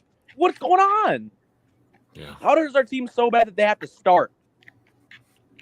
Yeah. And I actually thought maybe we could beat the Celtics. Huh. What was I thinking? With Steve Nash as the coach? Hey, no disrespect to Clax and his development last year, but Quitter James showed you the kind of center that he needs to thrive. And you know what we never did? Traded for the type of players that he was used to playing with to thrive. A lob and block type center. Yeah. Literally never got him one of those. Yeah. Told him you will play with LaMarcus Aldridge and Blake Griffin. What shooters? Like Harden's supposed to be surrounded by shooters too. You will play with Joe Harris. Tyler Johnson. Tyler Johnson. You will play with Bruce Brown. You know what the thing is? Our team is so bad that we. Oh my God! You see how the Nuggets are using him now? A point guard. What he's been is so. Did they not watch? Did the Nets not like watch what he was in Detroit at all? Nope. No, because again, these guys think that they're smarter than everybody else, so they're going to redefine positions for people. It's KD, yo. I know KD wanted the man fired, but KD told you earlier in the season they have Royce doing things that he's not been asked to do before in his NBA career. They have me asking me to do things that I haven't been asked to do in my NBA career. Isn't this year 14 for KD? Yeah. Why was KD asked to do new things in year 14 when he's built a Hall of Fame resume, one of the greatest players to ever touch a basketball? Why would you ask him to do something new? Who did that make sense to? This team is full of we're smarter than you, we're gonna revolutionize basketball type guys. No, man, we need to get people who actually do the thing that they're on the court to do. And like right now, saying that Seth Curry is a backup point guard, he's not a point guard. What direction are we going in as a team? Because I can't see it. I still can't believe he said that and that Utah and them were backup centers. And Utah being a backup center. I really crazy. I'm sorry, bro. bro. I'm at the end, like. Light it on fire, bro. If you're Utah, what is your mindset? What is your mindset if you're Utah? It's like I'm saying, I'm just saying, like, think about that for a second. Take what Jay just said, and you literally heard Coach Vaughn in the last week tell you these two things. Like, how do you take this team seriously? And then how do you take the GM and the owner that gave him those contracts in the same year, and then that's what your coach tells you? And like either they've like, is their fans stupid enough to be like, yeah, I'm cool with that works. I like that. Like, oh my god, that's what makes it hard to be excited. Yeah. I mean, it really does. Like, see, Sean Marks had me fooled before KD and Kyrie got here, right? Like, there wasn't like, I'm sure they were there, but because he was brought in to revive a really horrible situation, he was able to mask a lot of his deficiencies and issues and ego, because he was just like he kept getting lucky with moves, and I'm sure there was some smarts in it, but it just, and once he got it, it's like I mean, we've all seen it growing up where you have that friend who you're like, how did you get that girl? Right. And even he doesn't know how he got the girl. Yeah. And then like, you just see the moves he's doing once he gets that girl, and you're just like, oh yeah, he's gonna mess it up. Like that's a perfect analogy. Like, I love my bro, but this shit ain't gonna. He's about to fuck this up. He's about to fuck this up, and no matter what he does and says and tries, like, it just, you watch it crash and burn, and that's like been fucking Sean Marks. We overhyped him so crazy. It was wild. I'll never forget like how insane we thought he was when we got like LaMarcus Aldridge. And on to Jay, I want to mention some on to Jay's points, how like Katie mentioned, and how we put players into positions that they've never been in before. When was Blake Griffin? Before he went on the Nets, when did Blake Griffin ever play center? When he's not a center. And the thing is, when was Bruce Brown ever asked to play big in his career? And it's crazy to think. And we mentioned even KD was asked to do more than he should have been. But the thing is, before KD went to the Nets, did you ever see him in his whole career constantly bring up the ball and run an offense by himself? Did you ever see that? But let me ask you this, Rage. I think this is true too. I think when the Nets interviewed some of these players that were kind of desperate and looking to get on a team, like they were interviewing a point guard, and you could see Sean Marks going, well, have you ever played the center position? And the point guard guy is so desperate. He's like, yeah, actually I can. Yeah, I'm good. Like it's also like that too, where it's like, I wouldn't be surprised if some of these guys that came on the team also like sold a good story too, just because they wanted to get paid. Like, oh yeah, Blake Griffin. Oh yeah, I can play the 5. Oh yeah, I can guard anybody. I'm good. It just. I even covered it in training camp with Markieff Morris. He had to say it out of his own mouth, like, "Yo, I'm not a center." Like the Nets were trying to turn him into. I think Steve Nash or whoever was coaching at the time was like, "Oh yeah, you're going to be our backup 5." It was Steve. Steve. It's like, you're not a center either. Like, so it's like we putting these guys in, like, it's just a good old pattern, bro. Good old Steven. I wonder what Steven got going on. He's probably on the outside looking at. He's like, damn. He's getting paid big money to do absolutely. Yeah, we're still paying him. We're still paying him. Yeah, we're still paying him. Oh, that's the worst case scenario. That's crazy. And I still don't even understand why we extended Vaughn so early, because we could have just we had him the rest of this year, and then he was on contract for next year. Why don't you just wait out the rest of this year? You have playoffs probably, and then you go into next year, and then you might have playoffs again. You have that whole time to figure it out. What has Jacques Vaughn proven to us that was like I don't think anyone was like, in this little time span, we were like, this is the coach that can coach forever. Yeah. Rage, right? He did call it. He do. But Rage, right? He uses inspirational quotes from Tumblr. He has to be a good coach. Oh, that's right. He has to. He says, and he takes timeouts. And guess what? He knows he. You know what he does? He talks about basketball plays. Oh, a coach does that? What? A coach who does that, who talks about basketball plays, who gets paid to coach at the highest level, there's no way he knows about basketball plays. No way he knows about sets. No way he knows how to call timeouts. How the hell does he know how to do that? Yeah. It's unbelievable. It's crazy how low we set the bar because of how fucked we are in the situation. It's unbelievable. We are so unlucky. It sucks.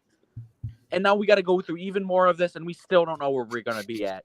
It's stupid, bro. Let me read these super chats and we'll get out of here. Shout out to No Strays. He said, on the bright side, the Nets have enough assets to trade for KD should he want out of Phoenix. Shout out to No Strays. That was fucking great. I needed that. Steve Nash got paid $45 million. Shout out to JR. This is a good one. He also loves 6 foot to 6'1" guys that can't play point guard and can't play defense. Sean Marks is having a secret sexual relationship with a midget. That's why he loves short guys so much, baby. yo, these comments are hilarious, yo. Like, y'all want to know what really like Sean Marks is? He's like that fast talking fucking mechanic that really ain't shit, but just be selling you fucking scam. It's like, yo, I need a new intake. No, what you really need, you need some new brake calipers. Here, puts on some rusted fucking brake calipers. Your whole fucking brake system. Brake system. Like, what you really need some neon lights. What you really need is the key quote. That's what it is. You notice how he has not been so vocal and out there. He didn't do a press conference, did he? Yep. No, I mean, I think he gave a statement, but I haven't seen. Where's the press conference? Usually does the press conference. He was like in the lock. He was like in the tunnel last time they interviewed him. Like he wasn't even in the press conference. Nope. He don't want to get confronted with that L. Go ahead. Shout out to Mark. He said Nash will be in the documentary. Shout out to Mark, man. Yeah, you should get Nash. Nash will definitely be the interview guy to get interviewed for the documentary. I'm also wondering if we keep losing. Do you think Joe Tsai will ever say Brooklyn loves this team ever again? I want him to keep that same energy. He should stay away from Twitter. How about that? Every time bad things happen, Brooklyn loves this team. We've been losing ever since. He comments. He talks more on social media, and then he talks like at all. We've talked about it. I don't think I've ever heard him speak ever. I actually don't think I've ever heard him speak. Now, let's really put it in perspective. The fact that the only Nets fan he replies to on Twitter is that fucking gremlin on fucking Twitter. Those that fucking evil fucking gremlin. Yeah. So he has no real input on the fucking fan base. She's not even a Nets fan. He just wants to hear what he wants to hear. He doesn't want to hear that he's fucking incompetent. No, he wants to hear something that strokes his fucking ego. And I'm sure Clara Tsai does that enough. Yeah. Shout out to Dante. Sean Marks got his weird obsession with European dudes. And BB said, yeah, that's a fact. CCP Tsai gotta sell the Nets. CCP. Yeah. Do you think Jeff Peterson would be a better GM? Yes, I would. I'll take anybody right now, bro. Bob Myers, Jeff, just somebody different than Sean. Not Sean Marks, bro. Not Sean Marks. Well, real quick, Jay, how do you feel about if what's his name took over? Bob Myers? No. God. No, why am I fucking his assistant? I'm just blanking on his name right now. Jeff Peterson? Yeah. How would I feel about it? Because Luigi had the same thought process I had. Like, what would you think about, or do you think he's too complicit in some of this debacle? Or is Sean and Jeff like a package thing? Like you got to fire them. And that's my concern. Is he status quo? I'm going to keep in the direction that Sean was going in. If he's I want to stand as my own man, and I'm gonna give a classic example because we were just talking about him. The way Brad Stevens is as an executive, he doesn't come off like Danny Ainge to me, and he's still hella effective in the moves that he's been making. So if you keep Jeff Peterson, but he's not along the lines of I'm just going to continue with what Sean was doing. I don't necessarily mind. At the same time, if Bob Myers is available, I'm getting him. But and there's a big but here. I don't know why I don't remember his name. One of y'all, please look this up. The assistant general manager for the Milwaukee Bucks. He's a black man. I would hire him in a minute to be our general manager. If you pay attention to the moves that the Bucks have been making over the last few years in getting Drew Holiday, in getting Jay Crowder, in getting all of the other pieces they've surrounded these guys with, Grayson Allen, Joe Ingles, and I'm forgetting Dante DiVincenzo. Bobby Portis, right. The assistant general manager in Milwaukee has been involved in a number of those moves. If we can get him, I'm 100% for it. Because he'll bring his own identity in and be able to do some major things for us. But Bob Myers being available, you throw all caution to the wind and you go with him. Yeah. So if Jeff Peterson wants to stay on, if he wants him to stay on, then cool. But I'm not even saying this is not a scenario for me where you're hiring Bob Myers as your general manager. You're doing what Minnesota did with the guy that they hired, I think, from Utah. Minnesota gave that man a stake in the team. They gave him some ownership. I'm almost positive they gave him some ownership. That seems to be the way that some teams are going. So if you want Bob Myers to come, you got to sweeten the pot for him. And Bob Myers has already shown you he's created a dynasty in Golden State. You can't trust Sean Marks for that. You can't even trust Jeff Peterson for that. You go with someone who's tried and true. You got to go all out for Bob Myers. You have to. Well, just like I'm concerned about Sean Marks making these decisions, it really also at the same time, I'm like, I look at fucking Joe Tsai, like where I have lost faith in what Sean Marks does for this team and choosing coaching and players. I same thing with the owner. Like he has just shown to me to be just as absolutely fucking boneheaded as the GM. Yeah, my question is this: I wouldn't even. Let me just say, I wouldn't even like trust him to like. I think he looks at Sean Marks and thinks Sean Marks is a great GM and it's not his been like clearly they're all telling each other, well, gee, look at what's happened. It's been out of our control. We've been seeing the groundwork laid. When you have somebody like KD and other people cap for Steve Nash at times and say, well, how can you fairly judge him? Because look at what's happened. Like there's unprecedented things, injuries, COVID, you know what I mean? Like we've seen players and the front office and everybody make excuses. And clearly the owner's in on that type of thought process too. So I'm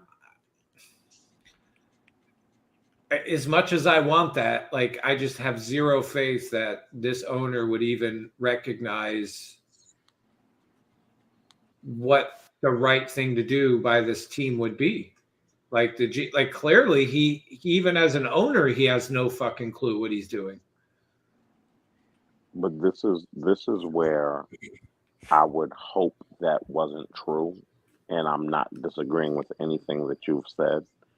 Where I would hope that's not true is Joe Tsai has fired 3 different CEOs in 3 years. Yeah, I agree, but yeah, he shouldn't be married to anybody. You've shown us that you ain't married to people. and that you'll get rid of people in a heartbeat for various reasons. Do the same thing with your general manager. Yeah, I guess my question was just like, what has Joe like has anything been pointing to Sean Marks leaving? No. Well, I think there's nothing that's been pointing to him staying either. I think Joe Tsai and fucking Sean Marks and Claire Wu are in some sort of sex triangle. Hey, what I was gonna ask you, Jay, I was gonna does the Jacque Vaughn extension mean anything then from that though? Because what do you think? Because a lot of people are like, well, us extending Jacque Vaughn has to be meaning that Sean Marks is gonna stay. It doesn't. Because, and I'm surprised about this part, but they've not put out the financials of Coach Vaughn being extended. They've not put out the financials of it. The reason why I say that is because one thing that resonates with me that a lot of fans don't talk about, you had to know he was going to be extended from this standpoint. They have, and a lot of fans don't talk about this. Maybe they don't talk about it because they have not, a lot of fans talk about reading tea leaves. They haven't read the tea leaves and put two and two together. My sons, they had midwinter recess last week, right? So I took them to Disney, right? When we were there, somebody walked by us who was wearing a Steve Nash jersey, right? My 10-year-old said, "Where's Steve Nash?" Right? I turned to him and I said, "He's somewhere chilling right now." He said, "He doesn't want to coach?" I said, "He doesn't have to coach. They're giving him his entire salary." Now, why did I make that point? It's twofold. That's a part of why I think they extended Coach Vaughn. The numbers have not officially come out, but Steven was given either a 4 or a 5-year deal at $9 million a year. That man is being paid the entire contract. This was the beginning of the 3rd year when he was fired. So, including this season, they're paying him either another 2 or 3 years, 18 to 27 million. How much are they paying Coach Vaughn? We don't know. But if they giving Steven 9, I'm going to jump out there and I'm going to argue they may be giving Coach Vaughn at least 5, right? Wow. I'll say that for argument's sake. I could be wrong, but I'll say for argument's sake they're giving him at least 5. That means this season, at the very least this season and next season, you're paying the coaching position. It's not one person because you're giving Steven all of his money. You're paying the coaching position. Remember, and I'm only saying this season and next season because when they first fired him, they announced that they were extending Coach Vaughn through next season. Yeah. They announced that, right? Yeah. So you're giving Coach Vaughn and Steven a combined, at the very least, $28 million between this year and next year. Wow. Let's say they fired Coach Vaughn. You hiring another coach. Remember, Quinn Snyder just got hired with the Hawks. Didn't they say he was going to make at least $8 million? Yeah. Didn't they say that? So you would think that if they hired a big name coach to come to Brooklyn, wouldn't that coach want somewhere at least $8 million if Quinn Snyder got 8? And probably, let's argue and say that coach would want $10 million because they're coming to Brooklyn. Oh yeah, yeah.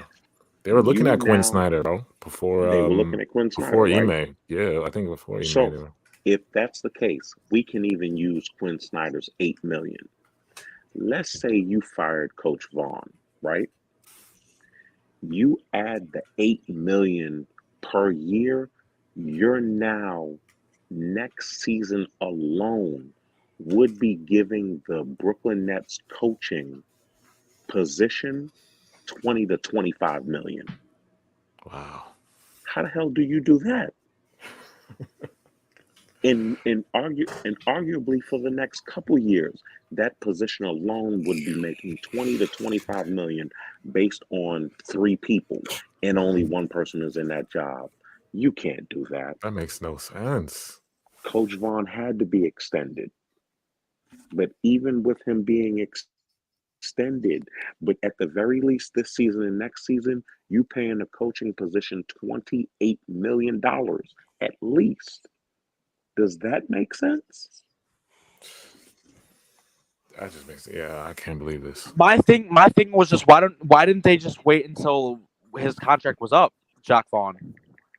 They should have. Because you can't have a lame duck coach. That's why, if for nothing else. And I'm not disagreeing with the question, because it's a valid question. But Well, you can't have a lame duck coach. What do you mean, like they drank their own Kool-Aid with? Yeah, I heard Cash talking about it the other day, and I kind of agreed with what he said. Where I think they drank their own Kool-Aid. They got way ahead of themselves, and what they thought. They gave a lot of credit to Coach Vaughn when it really wasn't Coach Vaughn. It was just you replaced a competent coach with a shitty coach from a shitty coach, and any coach would have made fucking Steve Nash look better. Right. So there's that aspect of it. And, let's not pretend KD and Kyrie are not going to make most coaches look good. I just think they drank their own Kool-Aid. They got ahead of themselves. They saw how the players were responding to him. But then again, fucking any player would respond great to a coach after Steve Nash. And they got ahead of themselves. And I think they're going to pay the price. I think having Coach Vaughn in the future is going to affect what they're trying to do, especially with players. I still can't get over what I heard from Cam Johnson in his interview. We're saying how I'm used to an XY team doing XYZ, and then I come I'm here used to good coaches. and I'm doing the Nets I'm used to good coaches. The complete opposite of what we did over there, and you're like, ooh. And he tried to make it sound good, but that sounded like this coaching staff is like what Jay said earlier. They think they're fucking slicker than everybody else, and we're going to go try and do something that it's never been done before. And it just is.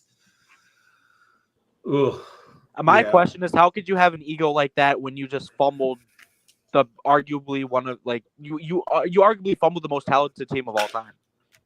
Well, because when you have everybody from ownership down to coaching and front office, and everybody's, excuse my language, but jerking each other off about how great they are, then that's when you get tone deaf bullshit and you don't actually see the problem. But the players suffer, the fan bases suffer, and then when you add some volatile type players sometimes to that mix, you get the Brooklyn Nets of the last 3 seasons. I don't know what else you could really. You added the probably, how do I say, I don't know. I kind of exclude KD a little bit from it, but everybody has their opinions. But it's like you added also probably some of the worst players to put into that situation too, I think. But I blame Joe Tsai from this standpoint. He doesn't have the right people surrounding him. Nope, not at all. Agree 100%. Because, and I asked about this because I needed clarity for myself. Dad. Who are the basketball minds that he has around him? Joe Tsai's right-hand man isn't even in this country. His right-hand man is in Asia, whatever part of Asia he's in. Wow, that's crazy. So he's not getting he's not getting the best information from anyone who's here. Yeah. You want to hire basketball people if you're running a basketball team to surround The you. only thing basketball related he has is a fucking basketball with a fucking handprint on it and just a face. Fucking imaginary friend. It's like fucking Castaway. Oh my god. All right, make sure y'all hit that like button. Appreciate Jay for pulling up. Make sure you follow Jay on Twitter, Jay from BK, and then subscribe to our other channel too. We got a Hoops World channel. Yeah, we've been going on. We'll talk about other games. We talk about everything NBA on that channel. Everything NBA. Everything NBA. You gotta talk about Kyrie's performance though, like on Hoops World. Oh yeah, Kyrie's performance. We're gonna talk about KD's debut tomorrow, and then we talked about LeBron. We did LeBron's injury. I don't even want to talk about those two motherfuckers. Oh yeah, it's all good. I don't, dude. I don't know. Like part of me is like happy that fucking Kyrie's fucking 1-4 since he went there. Not gonna lie. I don't blame you for. I don't blame people who Nah, like I mean, yeah, I get it. I know everybody has their opinions, but like, yeah, fuck them. I'm done. I don't even want to talk. Like, that's the one Hoops World I will not like. I don't want to fucking talk about. I just don't. I don't, dude. I don't want to fucking talk about Well, I guess it's better that Clippers. I'm glad it's not working. I mean, I will say this: Kyrie ain't staying in fucking Dallas. There's no fucking. Think he's out of there? He's gone, dude. He's gone. There's no way. KD is the one that, like, if they do really well, that one, because I was really a KD guy. Like, I've always liked KD, always liked his game. And he, to me, was always the prize out of all of this. And it was like, I know that if Kai left, there was always in my back of head, he would be gone. But I always, like, had some kind of hope that, like, okay, fine. Can we just, like, no matter what happens, can we just hold on to KD, please? No, he was not doing that. And it just, I just knew it wasn't. Did not have the capacity for that. I know, but that's the one that hurts the most because I felt like he was the guy that you should have done everything to appease, whether it was keep Kyrie, fucking, if he wants a fucking certain coach, you get that fucking coach. If he wants this, you get this fucking, because you could have built. He's the kind of player that you could have, like, if you would have had the Ime Udoka and you would have had a better like, if the owner had enough sense to just fucking just give everything to what KD wanted to do, I guarantee you we'd be fucking a goddamn winner. That was really the whole point about us saying the max Kyrie. It wasn't about Kyrie deserving a max contract. It was about if this is what KD's going to want. So therefore, you do that shit. It doesn't matter how you feel about it. If you want to keep KD, bro, you had to max him out. That's what it was all about. That's why my Lakers have D'Lo. We don't want ass Kai. The Laker fans like, I'm good now. We don't want him. Yeah. Man, Laker fans need to shut the fuck up acting like y'all good right now. Trash ass. Yeah, Laker fans was coming at us for that LeBron pod we did. They were? No, but he's not. But Jose's being cool. Out of respect to Jose. Jose's cool. He not talking trash on us, but I get what he's saying. Like, yeah. No, but like, in this month, people just fucking sensitive. What are you doing? But hey, I mean, listen, everybody has their opinions about Kyrie. There was a good and bad with him. And like, you can't, I also like, if LeBron doesn't go down with his little foot thing that's going on right now, like, you have to hands down fucking clap it up for fucking Rob Palenka. Like, what he might got get rid of best and what he got back to go along with them is just unbelievable. No, for real, he might be in the executive of the year running for that. Yeah, that deadline is crazy, bro. That's a crazy thing he did. You literally turned Russell Westbrook, Patrick Beverly, and did he trade anybody else or just those two? I think it was one other person. And one pick, dude. And Thomas Bryant. Yeah, I'm about to say Thomas Bryant, and you managed to turn it into Mo Bamba, Jared Vanderbilt, Malik Beasley, D'Angelo Russell, and I believe one other person I'm probably forgetting. Yeah, and Melo. Shout out to and Melo. Rudy. I got Rudy for peanuts, bro. And so Rudy. if you tell me that Sean Marks is a great GM. Just go look at that. Yeah. Yeah, Rob Pelinka did that, man. Yeah, he did that. I mean, he be on some bullshit sometimes. They're really unlucky too, bro. Because as soon as they got that, then LeBron. Some Laker fans hate him though, like, but Well, that's you know. why I Because was he be fucking up. I was always talking to one Laker fan on Twitter, Tony, and it was like we there were so many parallels between the Lakers and There's the so Nets many, bro. for a little while. Now you can't really. Well, I'd say the bad luck is a like they have that bad luck. Like right when they get everything going, they get hit with something. Yeah. But yeah, I don't really give a fuck about you Kyrie stands. Like fucking if hot, like I don't give a fuck, dude. Fuck Kyrie. He's gone. He's not here. He's not a net. KD's not a net. At the end of the day, let them go off and do their own fucking thing. If you're a stan, have fun. Go be a Dallas Maverick or a Suns fan. Like I really don't fucking care. Go be a Dallas Maverick. Like go be a Dallas fan. Go talk about they how really think Kyrie and Mavericks. conservative ass Texas is gonna work.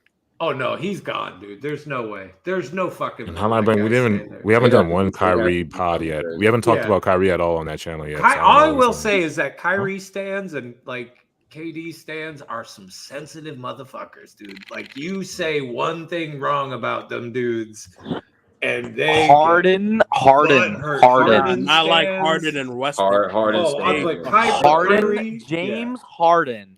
Different. Everybody has a stand base. Don't get it twisted. Like if you look at a basketball player and you think he's a god, you literally call him a god in mentions. Like you need to reassess your life. But no, bro. But you gotta love it, right? Because these stands, right? These players, they know the stands. They know them personally. Obviously, the way they talk, they've met them before. That probably was one of the best things that I am happy about is stands are gone, dude. I really am, because it was insufferable. Dudes that we spent.